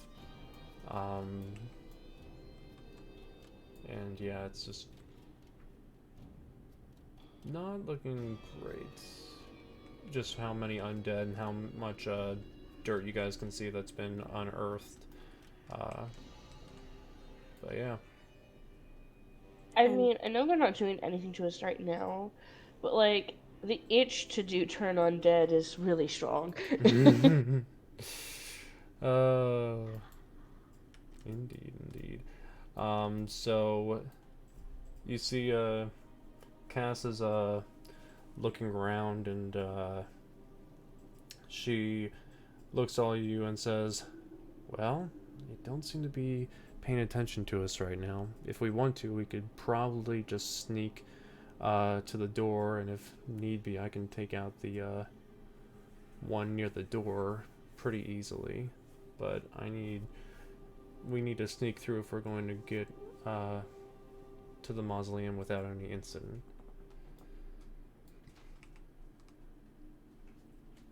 Okay. Oh, Imagineer, can I get the link to your Twitch or wherever you're streaming on? Yeah, sure. I can send it your way. Where is it? There it is. Yeah, we had a friend that we were playing board games with earlier that would probably like to listen in.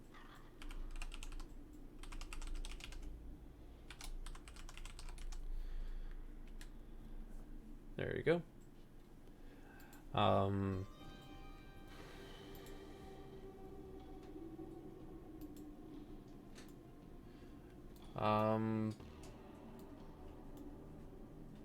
But yeah, you guys hear Cass say that, and whatever you guys want to do to go about it.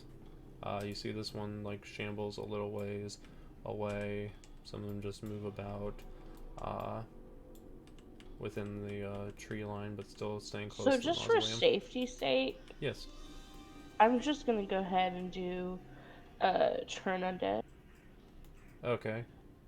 Which I'm gonna hold out my amulet, and I'm gonna speak a prayer, and every undead that can see or hear me within 30 feet must make a wisdom saving throw. I'm curious, what's your character's prayer? I'm gonna move up closer to the one near the stones door and everything, so I can get the majority of them. So you want to go around to each one of them and start turning. Okay. Just kind of be like, hey, look at my amulet, you loser. Now you're afraid of me. So what does turn undead do? Because I've not gotten too far into that. So does it just make them frightened? So turn undead, they have to make their wisdom saving throw, and if they fail, for 1 minute, it is turned for 1 minute or until it takes damage, and they spend its turn trying to move as far away from me as possible, and it cannot willingly move to a space within 30 feet of me, and it cannot take reactions. Okay. Its only action is to use the dash action to get away from me. Okay. Sure. So you want to go to the ones on the left or the right first? I'm gonna go with the ones on the left. Okay. So you're gonna try to turn this one. And is it just like a spell, or like what is how does that go about? It's a feature. It's a feature. Okay, channel divinity. Okay, gotcha. Cleric. As an action you present. Okay, cool. And then they've and got it's to gonna be roll. within anybody within 30 feet. Okay, let me see what a zombie's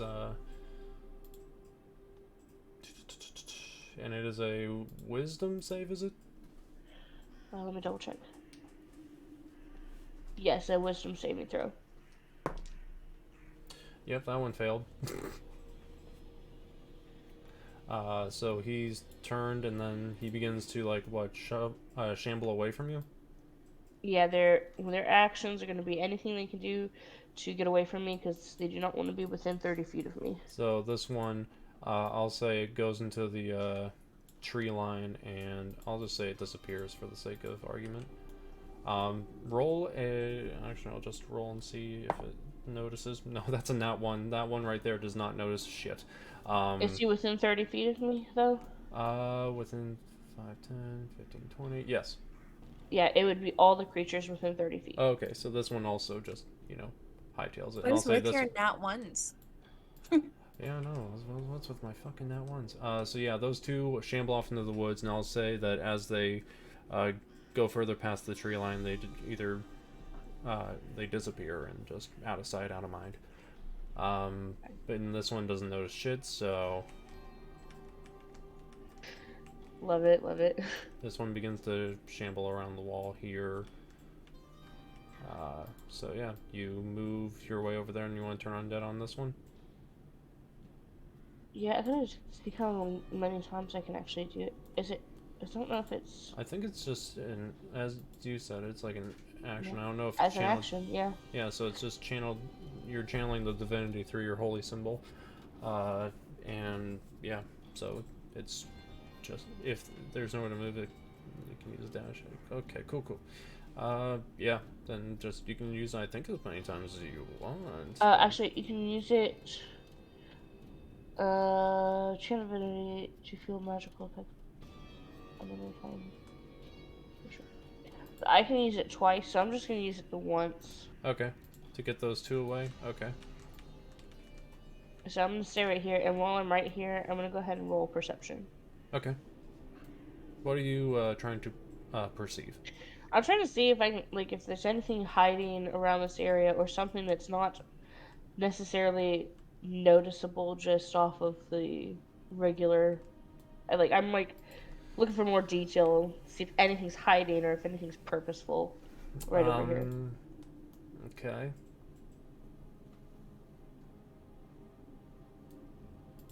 What did you roll? Let me find it, give me a second.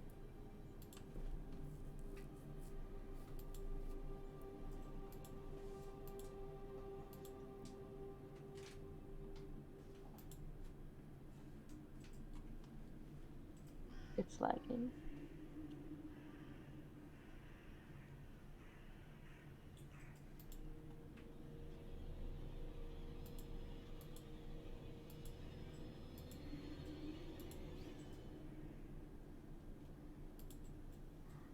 Do zombies have dark vision? Do zombies have dark vision? Yes. Yes, they do. Total of 23. Total of 23 for perception? Yes. Cool. Do they have smell-o-vision? Can they smell the brains? Can they smell the brains? I'll say no for the sake of argument, but what you'll notice is that it's a pretty... Like, most of the stones are weathered, and you can hardly read any of the names on it. It's a pretty old-looking graveyard. You can see that there's a lot of undead, a worn-out, like, some, like, obelisks here and there, and then, like, some statues. I need to move that, actually, a little bit. So not necessarily anything trying to be sneaky. No, there's nothing trying to be sneaky around here. You can see that there's, like, a few ravens just pecking at the stone, some of the rocks, but there doesn't seem to be anything that's trying to be, like, sneaky, like, they're doesn't seem to be anything that you can see that would. Okay. With that, I'm gonna kind of go towards in between the left and the center stones there, and I'm gonna kind of wave my new friends over. I kind of let them know, hey, we're all clear over here. So this one just shambles around. This one's shambling off too. And yeah, all of the shambles. Yes, all the shamblings. So I'll say you all follow. I don't think you've revealed your name yet either for people, but that's all well, good. for purposes, I probably would have revealed it, amongst just talking and the short rest and everything. Yeah. So, for the sake, you guys would all know her name is Wesvyre. Yeah. So, yeah. Wesvyre ends up ushering you guys over, and you guys move along near her. And then you guys see like the doors to the mausoleum there. Surrounded by warm candlelight from the lanterns.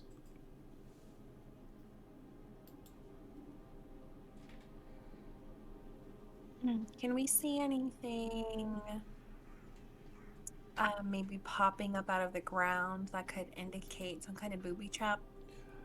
Roll a perception check. 18? 18. You do not see anything that would indicate a trap around this area that you guys are within.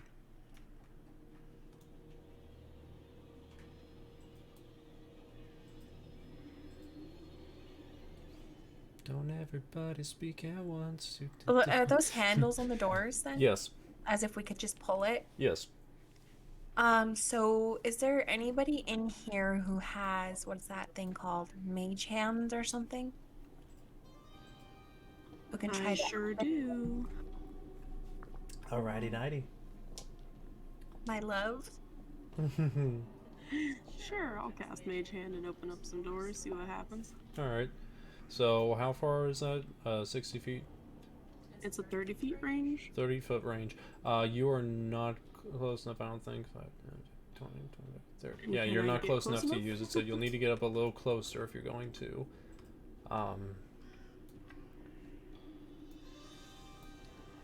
So do you want to get up closer? Yeah, I'll get closer. Okay. As you are moving forward to use Mage Hand, you go and you pull at the door, and the door is open, and there it doesn't show here, but there's a staircase going down that you can kind of see in your dark vision going down into the mausoleum. And let me roll. Oh, that's a drop mine. Well, there goes my. Well, I'll count it. Rolled a 7 on perception, so this guy does not notice a damn thing as this door is opened. So yeah, up to you guys going there. So I'm just gonna go in. I'll just go in. So you're gonna go in. Roll me a stealth check as you're going through, just in case. Oh no. Okay. You should be fine. It's not that high of a DC. 4. 4. As you are going in, you stumble a little bit and like kick against one of these gravestones. This thing hears it and starts moving backwards towards the sound, but is like not there yet. So why do we I'll always say that roll garbage on stealth? And then you make your way inside, I'll say, like towards the top of the mausoleum, but you are there. But yeah, this thing starts shambling back towards where it heard the sound. Actually, will you allow me to cast something? Sure. That could maybe distract them. Sure. Okay, let me see. I just saw it. Minor illusion? Yeah, you can do a minor illusion. What do you want to... It says you can create a sound or image of an object within range that lasts for a duration, which is a minute. Yep. So... Is it concentration by any chance? No. Okay, good. And you're fine. It's just an action. Just an action. Yeah. Sure. What do you want to try to distract this zombie with? An image of an object. What does it mean by like an object? So it would like. Let me look at it. Or because so he's moving towards us because I hit that gravestone, right? Yeah. So what if I just hit the one beside him and get his attention over there? Sure, if you want to do that. So he walks towards that one. Yeah, you can do that. Okay, and there's no like roll or anything. It just happens. So you want to hit like one over here, or what? Yeah. No. See beside him? Mm-hmm. Those gravestones, like right beside him. So you want to make an illusion of like a sound nearby? Yes, like that one got hit. Yeah, you can do that. Yeah, so I'll do that. Yeah. Is there any rolls to it as far as like whether you can? To minor illusion. It could just be. It says any sound that I choose will play. It doesn't say anything about a roll. So we'll. Okay, cool. We'll just say. Or an intelligence check against my spell save. Yeah, DC. you can do that. We'll do an intelligence check and see what this thing gets. That is a 6 minus 4. That's a 2. Oh god. So it is not smart. Yeah. No. So yeah. Okay. It hears that sound there. As it's shuffling towards it, hears the sound and turns over towards the sound over there, and begins shambling around this area. Okay. Cool. And then so you move into the entrance of the mausoleum. Who else is next? Wait, well he's not paying attention. Quick. So who's up next? Did we get a chance for a short or long rest? Yes, you got a long rest. So if you long rest, okay, excellent. Because I was I was not. Yeah, we got a long rest when you guys settled at camp. Okay, okay. Just wanted to make sure. Let me. All right.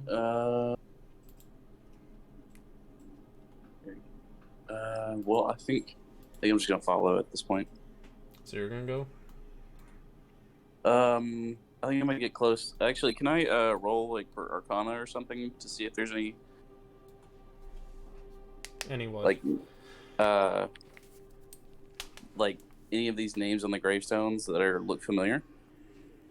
I would think that would be more of a history check, and I'll say it's with disadvantage because the names on the gravestones are pretty worn down. Okay. So if you want to, you can try to check with that.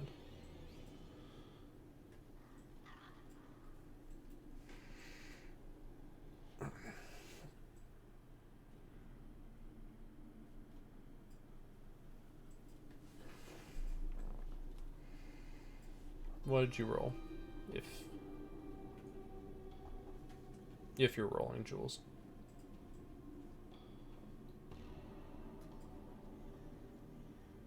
Hello. Sorry, I got a 22 and a 13. 13 on the lowest. 13?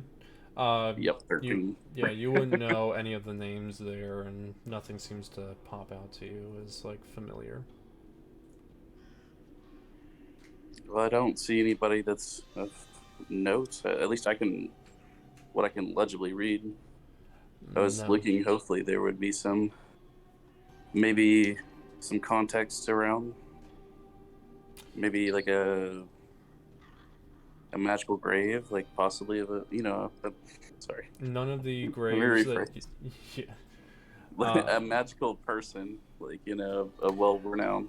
That's a good point. Like where we're intruding on, basically. Mm-hmm. So you would be intruding on, like, the sign. It's a very old cemetery, to the point that the sign that would tell you the name of it is worn out. It's wood, and it's been like cracked and splintered so much that the name of it is basically illegible.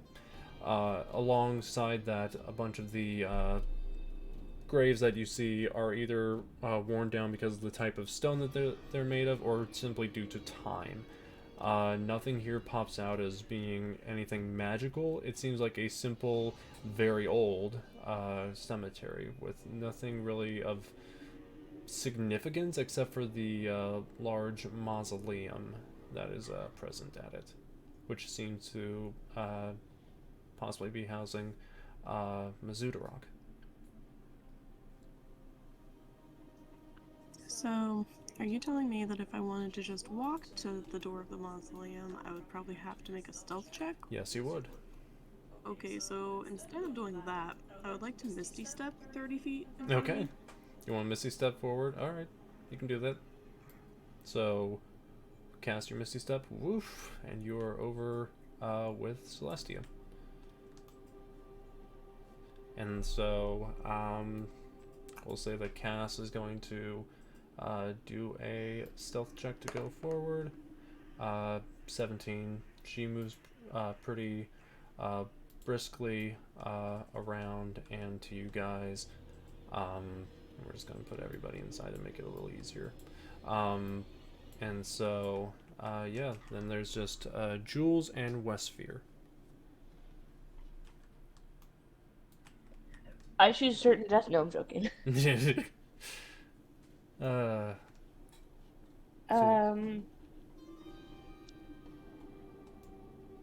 Against my better judgment of going into places like where undead are, I figured it's best to stay with the group, and I go ahead and follow along and just kind of. I'm gonna roll stealth just because I'm ultra scared. Yep, go right ahead.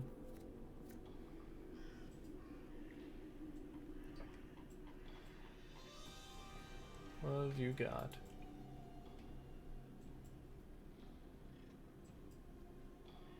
I've got a lot of lag is what I've got. Fair enough.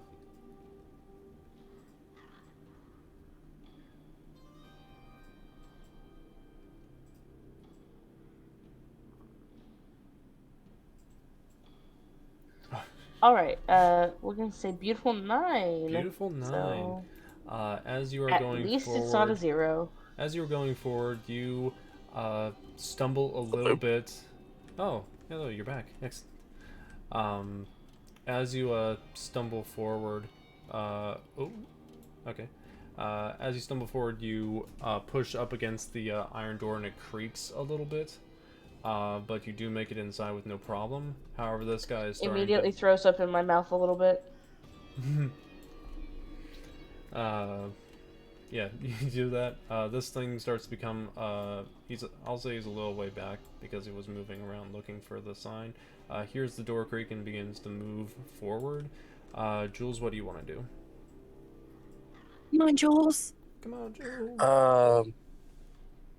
I definitely don't want to be out here. Gosh. The shambling moans of the undead, that's definitely not the company that I want to keep. And Jules is going to follow. Alright. Without doing a stealth check. Without doing a stealth check? Okay. So you just run right in. Thud, thud, thud, thud, thud. Not like, just kind of normally, but not like, You walk normally, okay. You then go in, and then like the little zombies like getting close to the door. You can hear the as it's getting close to the door. Wait, close the door. And I say, you guys shut the door, and you guys are inside. With that, we will then you guys then move down the staircase that is near there in order to move things along a little bit. Let me pull now, this. does this seem like an old place as we're going down, like creaks and so you're not hearing creaks. You're not hearing any creaks because the steps are made of like this worn out stone. But you guys do make your way into this room. Let me get all of your guys' little characters out here. So we'll say there's a 1, 2. Would it still be this dark even with dark vision? I'll turn up the exposure as you guys get down. So you 4 make your way down here. Well, 5. Let me get Cass here. Making my way downtown. Walking fast. People are dying. Holy fucking shit. So you guys make your way down, and as you do, I need you all to make a, I don't know if I want to say a stealth check, but just, an athletics check for everybody. Wow. That My sounds athletics like- is Or garbage. not athletics. Let's go athletics or acrobatics. So choose either one. Oh, yes. Dirty 24. 21. Oh, nice. Skills, right? Oh, poo-poo. Oh no, heck. Hecky. So what'd you? 7. Okay. So so you guys come down here, and as you do, Hekatae, you feel your foot push something down, stone, and behind you guys, this little gate shuts. Boom. And Cass says, "Well, shit. Looks like we're gonna be stuck in here for a little that checks while." out. And yeah. Are you okay, heck? I think so. So yeah, you guys look around, and what you see before you is a bunch of broken, like mossy covered walls, some worn out, cracked plates where the dead would be held inside of the walls of the mausoleum, some roots coming down from trees that have broken some of the coffins open, some bodies and bones just lay about. You see this warm light from these candlesticks and a bridge ahead of you that has a couple of skulls on the top parts of it. But yeah. Can we make our way forward? And I'll say that this is how much you can see as your dark vision, but also with a little bit of the light still present. You want to move forward? What? Yes, but Yeah. I see. Is this a bridge? Yes, it is like a rope bridge. Can I roll perception to see if this is sturdy? Sure. You can roll perception to see if it's sturdy. We'll move you forward here, and you can look at it. I don't see shit. Sorry. No, you do not. Sorry, guys. At 10, you see that it is like pretty stable. Not the best looking, but it's decently stable, you think? I think we should take this nice and slow, everybody. All right. And so you guys are going to go across the bridge. Now question, how do you guys go about going across this bridge? I'm going to go slow. I'm going to go nice and slow. Okay. I don't want to break anything. Crab game style. Yes. So there's nothing around for like anything to hear me right now, right? That we know of? Roll perception check. Also, can we roll another to see if there's anything like on the bottom? Like if we fall, are we dead? You can look and see if there's anything towards the bottom as you. So, question: when it comes to the bridge, how are you guys going across it? Are you going like for sake one at a time? Are you going the full group at once? Like, what's the avenue in which you guys want to go about this? What do you think, you guys? How long does the bridge cross? Like, if I, like, would I roll perception kind of decide, or? You can roll perception if you'd like, and then I can, like, do, like, a measure and all that. Let me just do this for the sake of argument. 20 tiles, 20 tiles, 5, so that would be about, yeah, so it's about 20 tiles across, times 5, so... I think one at a time might be the way to across, go. I think. Is okay, well that gets rid of face step as an alternative. Yeah.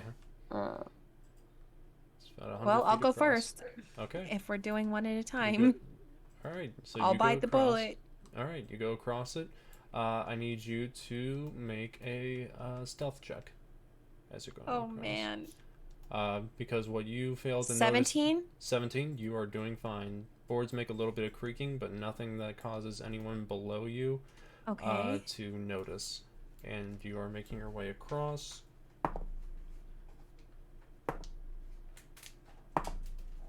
And you get across perfectly fine. Oh, thank goodness. Next up, whoever wants to go next. I will go ahead and go next. Maybe we should. And I'm going to go ahead. What is what kind of armor are you wearing? That's a great question. She's pretty good. Her AC is 18. It's also because I have a shield.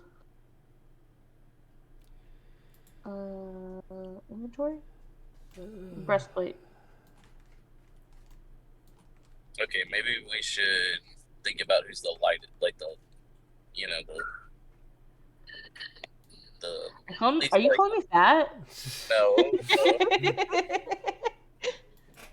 Never. And then I give Wesvyre a big hug, and then Wesvyre looks really uncomfortable with the fact that somebody she does not know very well just touched her, and you just see, like, in the corner of her eye, she just wants to just straight up murder you, but she's restraining herself. how about Hekatae go next? That is up to you guys. Come on, Heck. Yeah, I wouldn't yell out in the middle of this. Well, if I'm going to go next, I would like to take the time first to take my armor off. Okay, you doff your armor, okay. And I'm just going to stick it inside my backpack. You know what, real quick, before she goes... Huh? I'm going to go ahead and... Wait, let me just make sure. Okay. I'm going to use the spell Sending. Okay. And I'm going to send a message to... what's the name of our friend across the bridge? Her Celestia. Celestia. Okay, my apologies. Celestia, I'm going to send her a message, and I'm going to ask her if she sees anything suspicious over there before the rest of us cross. What is that? And a perception? So the way that Sending works is the creature that I'm familiar with will hear the message in its mind, recognize that I'm the sender, and they can answer back to me. Okay, so I need to roll to see if I notice things. Yeah. Okay. And they need an intelligence score of at least 1. I don't see anything. Yeah. So she I says don't that notice she doesn't anything. see anything. Alright. So I'm gonna let everybody know that so far it looks clear across the bridge. Okay, so with armor off, I'm going to cross as well. Okay. Let me... oh, that's not what I wanted to do. Let me do something here, if I can.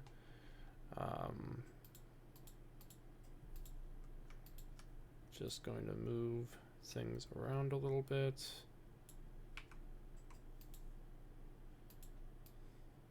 Oop, that was not what I wanted to do. La-di-da-da. Fixing a few things on stream as it goes.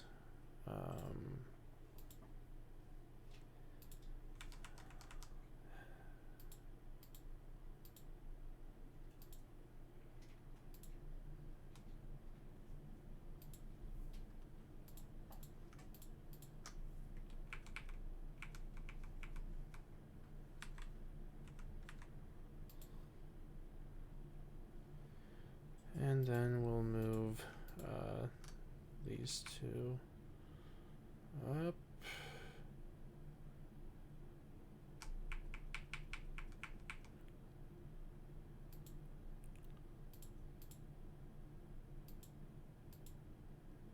Okay, I think we're good there. You good? Yeah, I just had to fix things on stream and everything else. But anyway,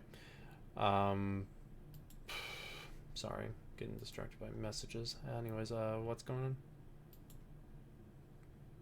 I'm going to cross the branch. Okay. Is that a stealth check? Or... Yeah, it is a stealth check. Did you put your stuff into like your backpack of holding or something, or? Yeah. Okay, cool. Yeah, go ahead and go across.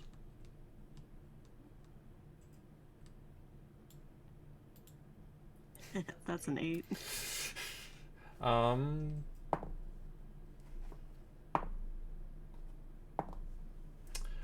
So as you make your way across, roll me a dexterity saving throw.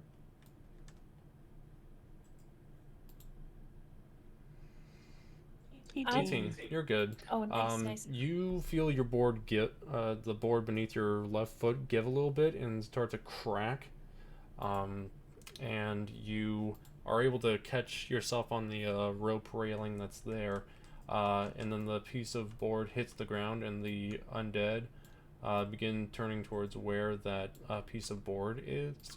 But they luckily did not notice where it came from. But you can tell they're all curious as to what sound as the plank hits the stone floor with a residual thud as it hits. But you are able to get yourself together and move quickly enough to get across over to Celestia. Okay. Okay. I have a question real quick, Yes. Imaginer. Mm-hmm. I'm curious about it. In my inventory, I have a dexterity potion. Does that apply to saving throws? Is that what... Or does it only apply to, like, just normal dexterity?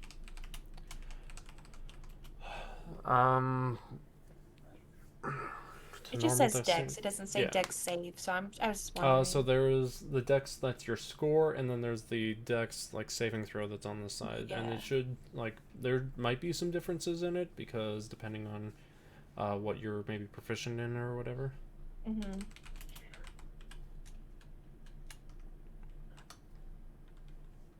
I mean, mine are the same. But let's say I chose to drink my dexterity potion. Would that count for a dex save? I believe so. Or just a normal dexterity score? I think it would just increase your dexterity score. It might also end up increasing your dexterity saving throw as well. Okay. Yeah. Let's say it increases your base modifier, so it should go up regardless. Yeah, it should go up regardless, yeah. It's just whether you're proficient or whatever in certain saving throws that there will be an increase. Like, for example, Cassie's strength score is -1, but her strength saving throws are +3 because of proficiencies. In either case, she is going to... I'll say to let her go across just to see how things go for her.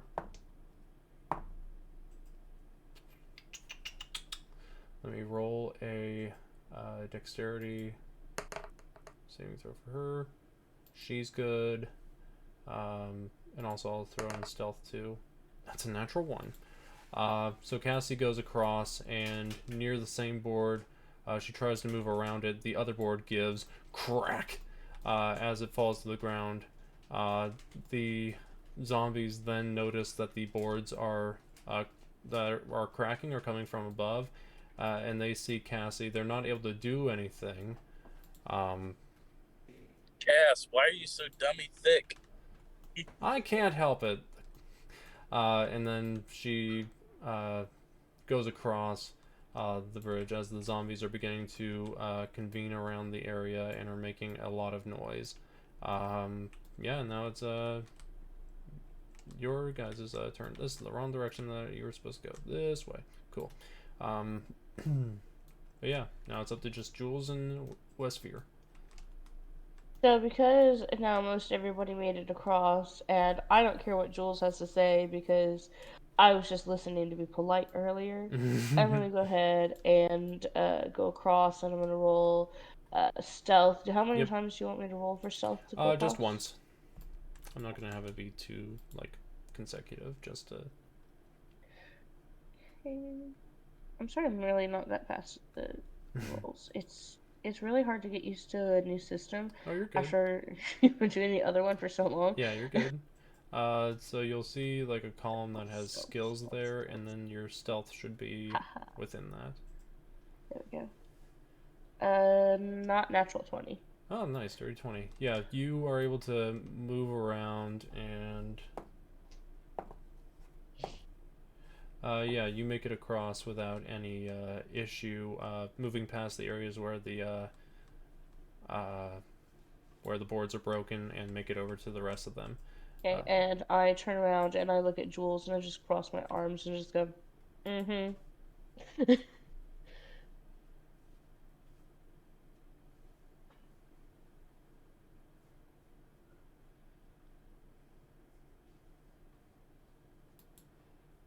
Okay, so that stealth roll was pretty bad. What did you roll? A 6, but I got a 24 on athletics again somehow. Okay, so you make your way across. You the one board that was slightly cracked in by Hekatae, you crack that again, but you stumble around and you make your way. Does the rest of the board fall in by chance? Yeah. Also make me a dexterity save as you're getting close to the end of the Okay, I didn't know if one of the boards pegs somebody in the head below it. Yeah, so you cracked that one, like part of it went down, but then the rest of it went down as you. So yeah, just go ahead and roll me a dex saving throw.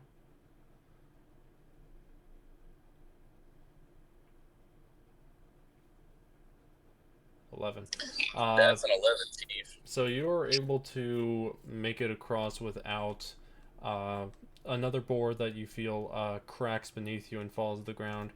And then you can hear that these zombies are getting a bit agitated, but once again, they're so far down, there's no way for them to really reach you. But yeah, there's a noise of them continuing on down there. And you make it across, rather stumbling along this bridge. Yeah, you guys make it across. What the heck? Alright. So yeah, you guys make it across. Again, a lot of noise coming that direction from the zombies and all that. So much so that you hear off in the distance someone going, "I'll go check on it," from down the hall. In front of you, you guys see a hall with a few 4 doors around. You don't know what the contents are inside, but you know that they are there. So where would you guys like to go? Also, we'll have to say that you can hear the footsteps as someone is coming up the stairs at the far end of the hall. Getting closer to you guys. Can I make a perception check to see if I can hear anything from behind these doors? I'll allow you one action to do whatever during this point when they're coming up the stairs. So yes, you can roll perception. For at least the 2 doors that are in front of you, you can. A 13? A 13. So you are able to hear nothing from the right door, but from the left door you can hear a faint crackling of fire. Sounds like home to me. I don't know. I'd tell the rest of the party. Alright.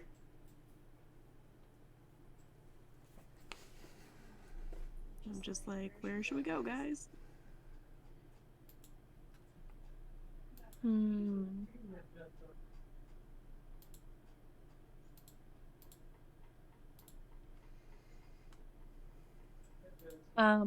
Just by pushing on the left door, would it open, or are they locked?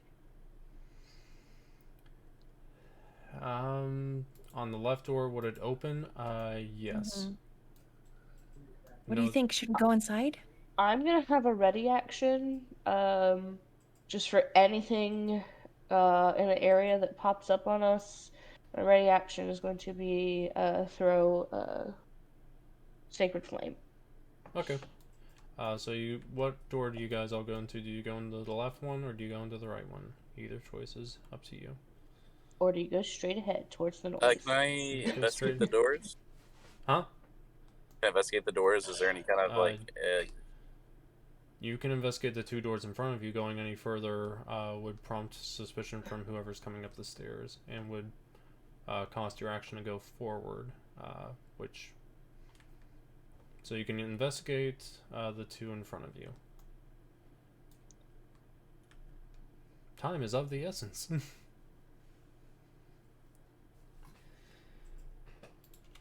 I feel like we should just go in the left door. Well, yeah, I opened the left door, so I think we should just quickly go inside. Alright, is that agreed and try to be as quiet as possible. Is that agreed upon with Jules and Wesvyre? We're going to the left one? Yes. Okay, I'm gonna kind of go, but at an angle where I'd be able to, as soon as they open the door, throw my Sacred Flame. Sure. I'll go with. I'm just kind of coming as a protective, like, I'm ready to throw hands, bro. Sure. I really miss the dungeoneering skill. So are you going along with them, Jules? Oh, for sure. Excellent. Can I would like to use an action. I would like cast Mage Armor on myself. That's okay? Sure, yeah. Go right ahead. So I always forget. You guys make your way into this room and close the door behind you. What you immediately see in front of you is a book surrounded by a ring of fire. Interesting. I've seen a lot of things in my day, and this is a first. You also see a couple of burnt corpses in the corners as well. I'm going to investigate the one to the left, or investigate. Would it be what I would do to search the body? Yeah, you can search body with investigate. Yeah. Yeah, I'm gonna go ahead and investigate because I want to see if we can find something on the body that gives us a reason for the weird book inside of the fire ring there. Investigate. Let me find it.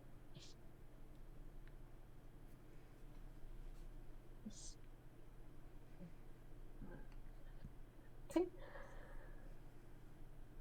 So that is going to be a beautiful 20 plus 3.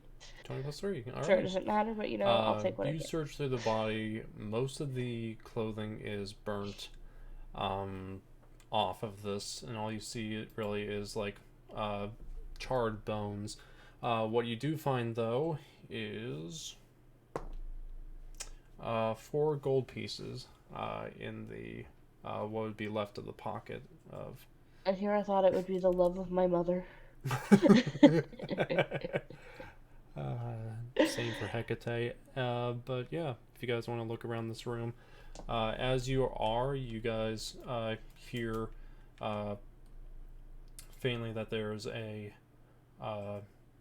undead moving outside of this room, and they move towards where the bridge is. You can hear the creaking of the wood planks, and you hear him say, "All of you, shut up."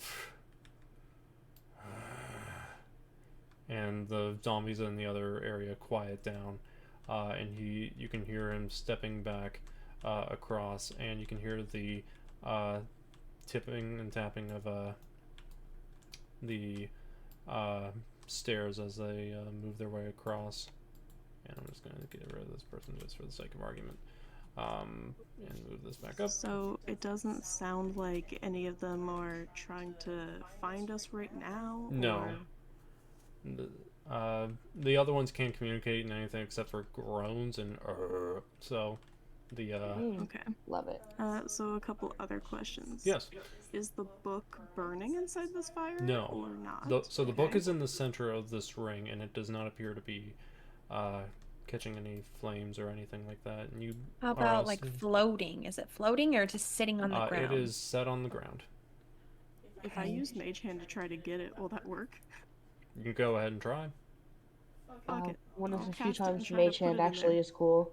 You go to cast Mage Hand. as your mage hand is going across the flames, specifically from you, the few flames that are in front just dissipate in a small enough area to where your mage hand can go through. Like, it just pulls apart for you. Okay. I don't want to say something sus, but that's sus. So, yeah. And then you grab it and pull it out? Yeah, I'd like to bring it towards me. Okay. So, we'll just say this. You bring the book towards you, and then as you do, I'm just going to say this. Every one of these flames goes out.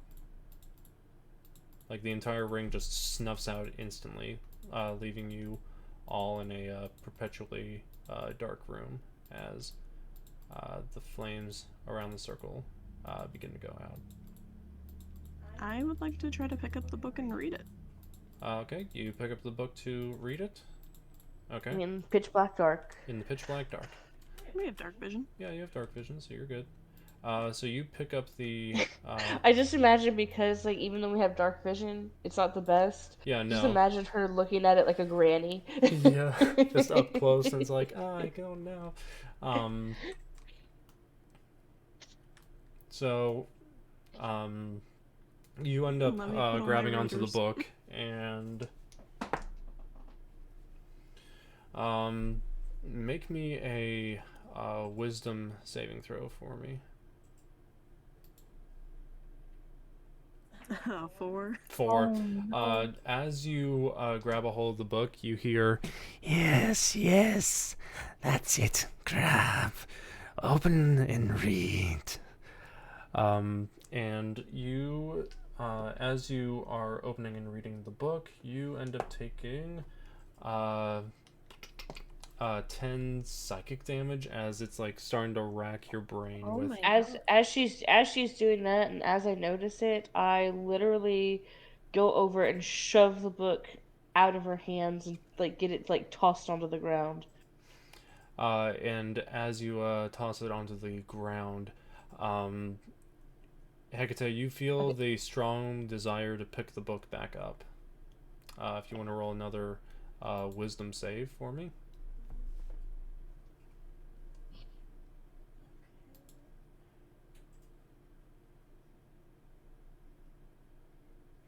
So just to be clear, I can't like use a reaction to try to counter attack this, right? Not that, no.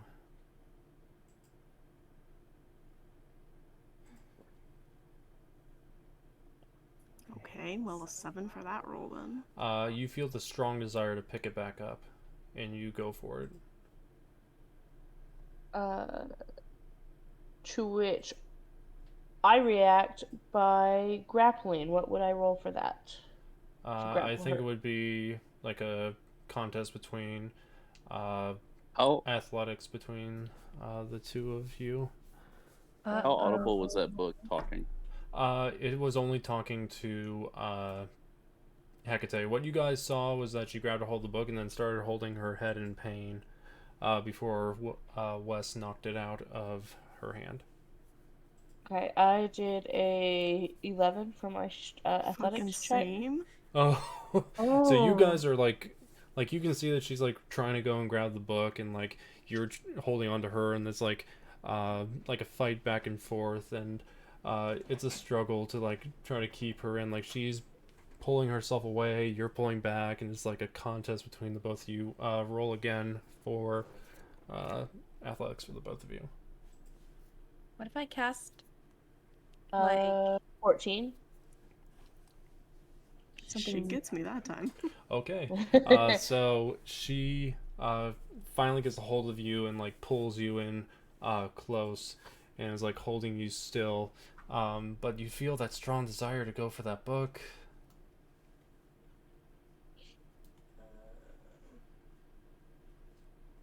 Is the book like still close to us, or so has it been, I'll say this, like, in the scuffle? So you are right here.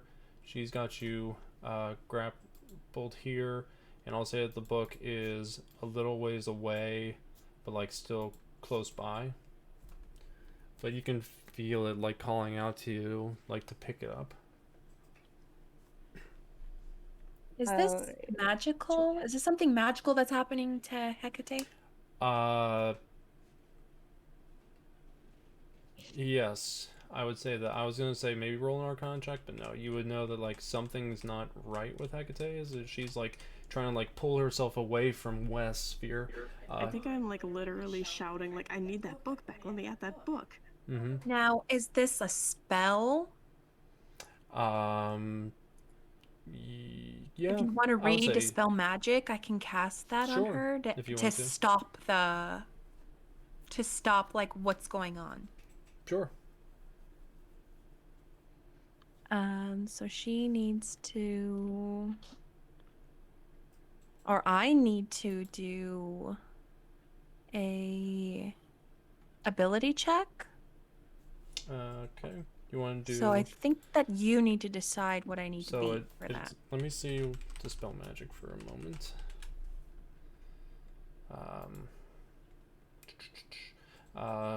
Like whatever level this is. Make an ability check using your spellcasting ability equal to the spell. What's the spell's level? 3rd level? Yes? Yeah, okay. a 3rd. So it'd be 13. You are able to dispel the magic on Hekatae, and as you do so, you see the book like moving itself along the floor, like scooting away from you guys as it's moving back towards the center of the room. I would like to communicate to Wesvyre that I'm okay now and to let me up so that I can burn this bitch. I take a quick look into her eyes just to make sure, and then I slowly release her. Okay, and you go to burn the book? Yeah, I think I'm just gonna cast Firebolt on it, I guess. Okay. It is crawling away, and you go to cast Firebolt on it. Roll that damage, I guess. See what you get.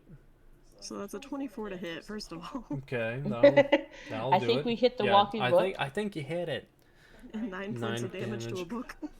So you end up going to burn the book, and as it is burning, it starts to envelop the pages of it, and it. Let's see, 5, 10, yeah, that works. Everyone make a wisdom saving throw.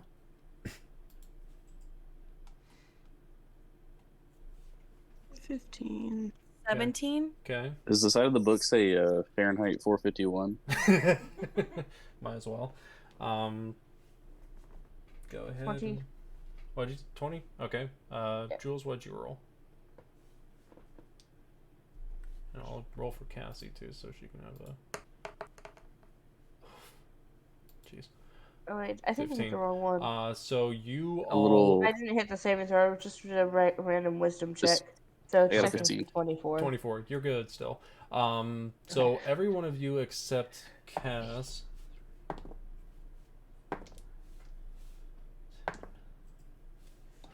So Cass grabs onto her head as this thing screeches out in pain.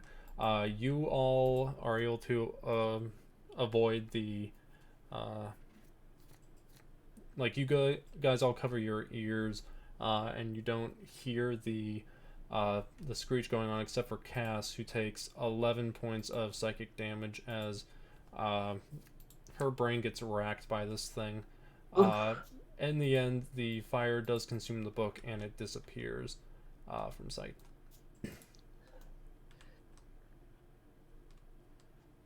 Just left in a pile of ashes. And who was it who grabbed the book? I'm sorry, I'm trying to figure out who everybody's tokens is. Yeah, so just I'll bounce them for you. So this is Hekatae right here. This is Celestia, Jules, yourself, and Cassie. For the risk of sounding weird, what's everybody? What's the pronouns of my group here? Yeah, you're good. You guys can go about what you want your pronouns to be and all that. I'm not gonna end up deciding for you. Just so I know, because I don't want to, like, you know. Cass is she, her, so. Celestia is also just she, her. Heck uses she, her, but she also would not care what the hell you call her, so whatever. It's just because I didn't know what everybody was. Jules? Jules, what are your pronouns for the sake of argument? So I know there's a split there, so I don't know if he's even there now. Okay. So Hekatae is... What happened with the... Hekatae is she, her, but she also doesn't really care what you call her. Okay. So I'm going to go ahead... Jules, your she, her, he, him, they, them? His, her. Split P? Yeah, it just depends on the moment. Yeah. In general... Okay. In so anyway, I'm going to go ahead and look at Hekatae, and I'm going to say... Are you an idiot? Don't read random books that were sitting in a ring of fire. It seemed like a good idea. I just shake my head in disbelief. What's the book's condition right now? It's like burnt to a crisp. fucking crisp. There's nothing left of it but ashes. I'm like, why'd you burn it? I could have read that. I look at Jules and I'm like, did you not just see what happened? Kind of expression on my face. I mean, it looks like Hekatae had kind of a headache. We could have healed her. I mean, I could have read it. I just roll my eyes, walk away, and I'm going to go ahead and investigate on the other corpse that I see in the room. Okay. While she's doing that, I want to check on Cass. Sure. You can check on Cass. Cass, are you alright? Oh, my fucking head. I'm fine, but damn it. That hurt. What happened? Did you see something? Did you hear something? I heard a scream. I tried to cover my ears in time, but freaking racked my brain for a moment. I'm fine, but... Are you feeling alright? Alright. Anything different? No. I just have a fucking headache. Hurts like hell. Oh, I'm glad that you're alright. We'll figure this out. Yeah. I will do 17 on investigate. 17 on investigation. You find a couple silver pieces, but nothing else really of value. Well, there's still wishing I could find some sort of information off of the weirdos. Is pitch black in here again?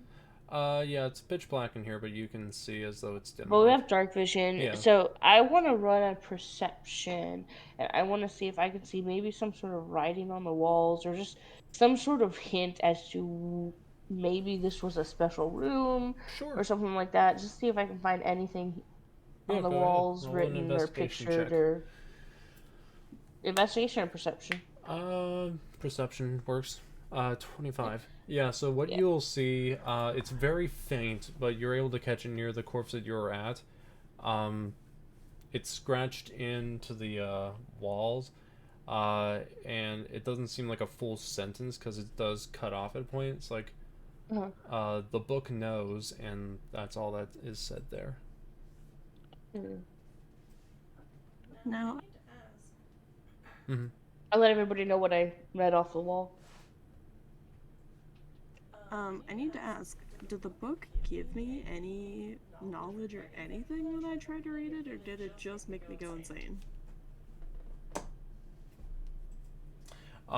You'll know that there's like a bit of knowledge that is in your head that you found from it. It seems it's like a jumbled mess in there, but you realize that there's something that you know now, and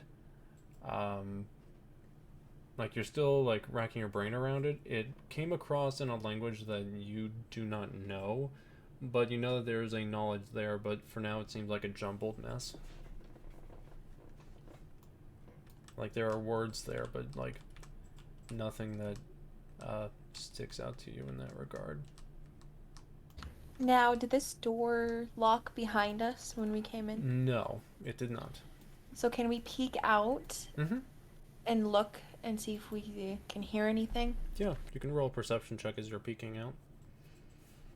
I'll open the door just for the sake of argument.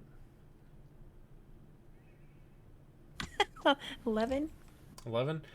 You do, other than hearing the murmurs of the zombies in the bridge area, you don't hear anything else of nearby. Now this room across from us, can we try to get in there? Yes. What does everyone think? Should we give it a shot? I look and I'm like, if there's another book, don't touch it. Yeah, let me touch it. I'll be the first one to read it. I know she meant well. She's drawn to the flames. In a way that would not harm Jules, I slap Jules on the face. Slap him. Well, not on the face, just kind of his arm. Just kind of like definitely taking a slap him on the hand. I'm definitely taking a D4. I'm just roll attack. Just because you feel attacked does not mean you are attacked. Yeah, 100% attacked. So I'll say you guys go across to the other door, leaving. Now, are we trying to open it quietly? I would say that you do. Like, I'm just going to assume that you guys aren't, completely goofy in that sense. Gather you all up, move you all over, bring you along with. And then we'll say that this door is shut behind you as you make your way over, and you shut this door here. And now you enter this room, and it's pretty well lit with torches. You see that there's a statue of a knight in front of you with a shield in one hand. This is the best I could find, but there's a shield in one hand here, and then there's a hand that is held out, like its hand's holding out to like accept something, like to give something to it. Okay, I'm gonna roll to investigate it. Sure, go right ahead. 12. 12. You'll notice that it is a set of armor. You can also see that there is a plaque beneath it that says, "Bring me the mightiest weapon." And you can see as well with your investigation that along the sides of this room there are multiple different weapons. There are like daggers, there's some swords. None of them seem of like decent quality, but they... Okay, if I'm thinking of something really specific, of a really good weapon, could I roll a perception to see if I see it? Or would I have to look for it, or...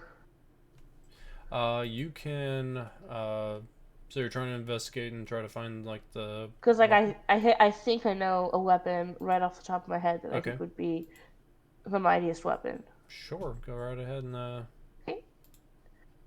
It's gonna sound weird, but I'm gonna roll perception. I'm gonna see if I could see anything, that looks or reminds me of a tongue. Okay. So you're looking really poorly, but I'm gonna roll. Poorly. There's a you 13. Look around, you do not see anything that is tongue related.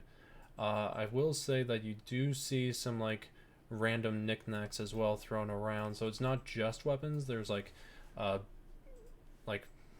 bits and pieces around of like other things. Like there's some sheaths. There's like pieces of like a helmet. There's like a bunch of like bet you it was that book. Yeah, a couple of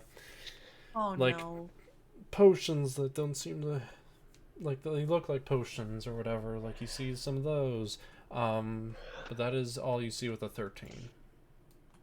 Can I cast Detect Magic? Sure. I just want to see if there's anything special in here. I'll see an aura around it, if so. So Detect Magic, and then is there a radius to that, or?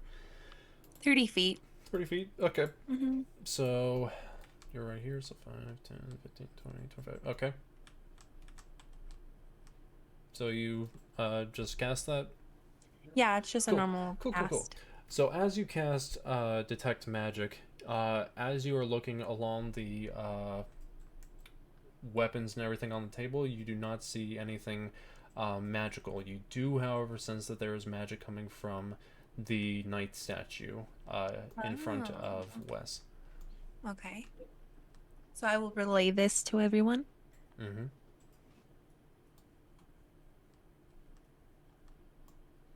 I mean, should we really be trying to figure out what it wants if the book in the last room was so dangerous? That's a good point. You see Cass is looking at one of the tables as you guys are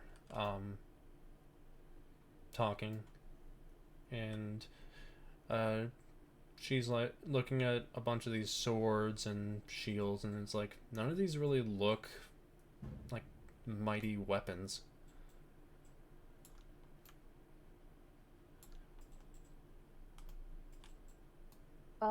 I'm gonna see if I can find a pen. A pen? Okay. Roll an investigation or check. A quill, or the equivalent. Yeah, go right ahead. Perception? Yep. Or investigation? Either or. Wow, I'm just like poo-poo rolling right now. 8. I'll allow you to roll investigation just to like give it a little a better one. Thanks. Yes, I'll. Okay, 19 on investigation. So you are searching through these tables and you see a bunch of things around, but what you see tucked in one of the tables behind a few swords and daggers, you see a inkwell, and next to that is a quill. And I was like, I look at everybody else, I'm like, if I know anything about magic, heavily relies on riddles at times, and I think the mightiest weapon, if it's not the tongue, would be that of the pen.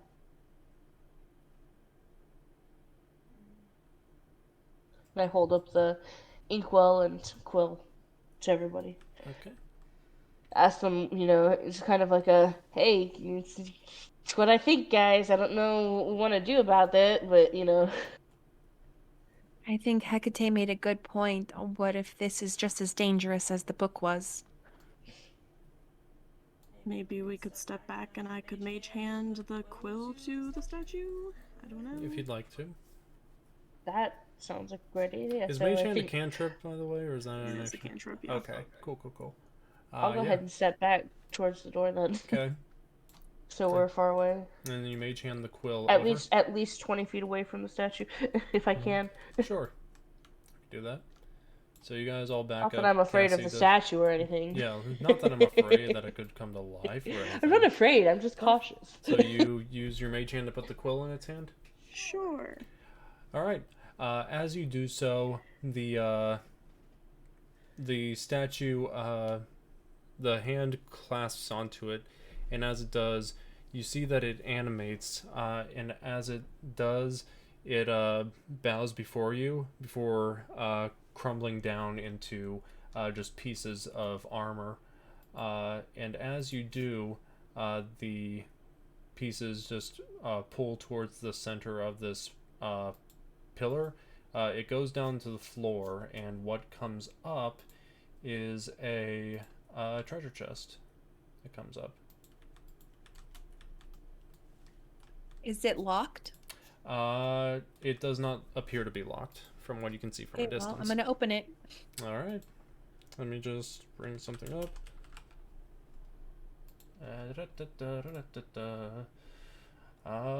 So you go over and you open it, and as you open it, you got it now. You go to. I'm going to move this a little bit because it's embedded in the wall. So you open this chest, and what is found in it? I'm going to move towards. Sure, let's roll this. You find a, and I'm going to. So what you find is a ring inside of it. And can I do detect magic again? Sure. If I can sense anything magical coming from this ring after I sensed it on the statue? Sure. Okay. Okay. So do I? Let me see what you... It's just a cast. It's not a roll or anything. Yeah, it's not a cast, not a roll. What you find is that you have found a ring of protection. What it does is you gain a +1 to your AC and saving throws while you're wearing this ring. It does require attunement, though. Require a what? I'm sorry. Attunement. So attunement. Yes. Right. So it'll take you a bit, like during your long rest or short rest. If you want to try to attune to it, you can do it during that point. I want to give this to Jules. Okay. So let me... So I'm gonna walk over to Jules. And you hand this and I'm gonna ring hand it to him. Yeah. All right. So let me let me add to your equipment. You now have a ring of protection. Where is it? Jules, I think that this will help you more than any of us. Indeed. Jules is gonna blush. He's gonna backhanded compliment. He's like, are you proposing to me? Immediately, Wesvyre just looks and just is like, I am in a room of idiots. So yeah, you guys. I'm gonna like, just like joke and slap her on the shoulder. I got you. Cool. I don't want to be that person, but I'm slightly like falling asleep here in the game. It's all good. So I'm gonna have to call it a night for myself. Yeah, and I'll say this as you guys, because I was hoping that this would be a little quicker too, but it's all good. You guys make your way over to the door to open it, and we'll get close here towards. Can we steal a shield as we're leaving? You can grab one if you want. Will anything happen? I don't know. That sounds like a little bit of Indiana Jones business right there. So as you grab the shield and you leave the room, it dissipates and turns to ash. And you're, God damn it. Okay. And so you make your way out of the room, and then I'll say you go down the hall, close the door there. And there are 2 other doors nearby. So yeah, if want anything to do with the left or the right one, that's up to you. Are we doing attunement by chance or no? You can get attunement. I don't know how much it requires you. I think it's like an hour. Attunement takes an hour? Or... Yeah, I think attunement's a full 8 hours, isn't it? Let me see. Yeah, I'll need to check. Yeah, I didn't know if you wanted to make that a thing or not. Otherwise, I was gonna pop that bad boy on. Yeah, you can pop it on. I just will say that you're not attuned to it yet, but you can pop it on your finger. Okay. And then I'll say you guys want to check these 2 doors. This is gonna be pretty quick, but let's go left. Left. I'm okay with going left. You go left, and inside, you guys are moving forward. Who's first in line?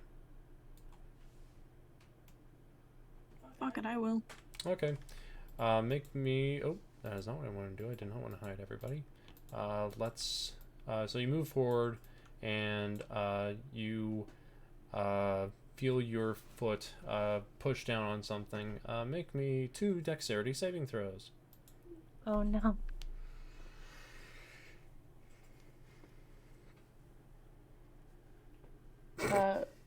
Oh my god! That's a 3. Attunement is the length of a short rest. Okay, so 4 hours, I think that is. So that's fine. So you rolled 1. Did you roll another one? Yeah. Oh, okay. So 7 and 3.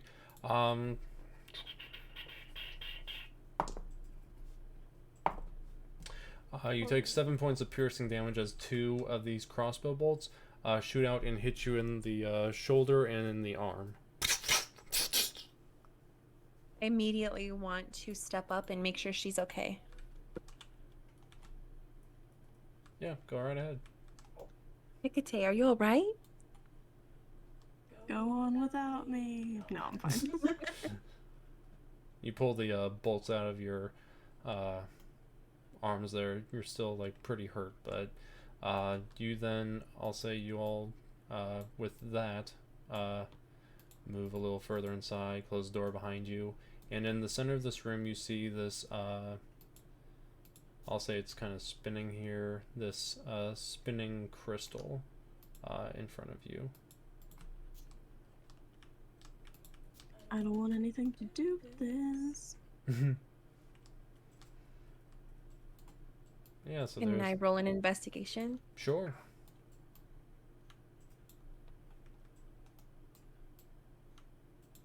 That was a nat 1 plus. Okay, so you have no idea what's going on there. I'll say this as well, is that the button is pressed and will not activate again, so we're going to fix that. Yeah, so you have no idea what it is, like this pink floating crystal and all that. You also see that the 2 torches on the other side of the room are just out, like fizzled out as. But yeah. Is there anything anyone wants to do with it? Should we try and light those torches, you guys?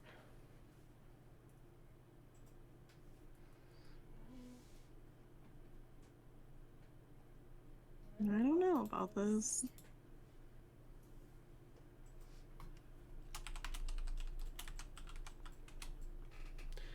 Anyone want to step up to the crystal? Oh my god, I'll do it. Okay. I will do it. Oh, okay. So, you walk up and you see the crystal, and what do you do? Is there any kind of urges? Do I feel the need to touch it, or what's going on when I'm close to it? I would say just from the look of it, maybe you're compelled to touch it, but there isn't anything that's like drawing you towards it. Like any sort of spell related. It would just be morbid curiosity, if anything else. Okay, well, I'm gonna touch it. And as you touch it, you vanish from sight. Everyone else. Oh my god. And further along, let me make sure I've got the area right. Yeah, so you show up in this little area down here, and let me pull out your model. That is right here. You appear on this in this area where there is a black sea surrounding, and all you can feel is like this dock like material moving around, and a chest in front of you, and you don't see any of your friends in sight. And I'll say for that is the end of this lovely little session. No. But yeah, so I just want to say thank you all for showing up tonight. I know this went on a little longer than it should have, but I'm hoping that this will be a little better as everything continues on. 10 out of 10 on tonight's game. It was fun. Mm-hmm. I really have missed playing. Yes.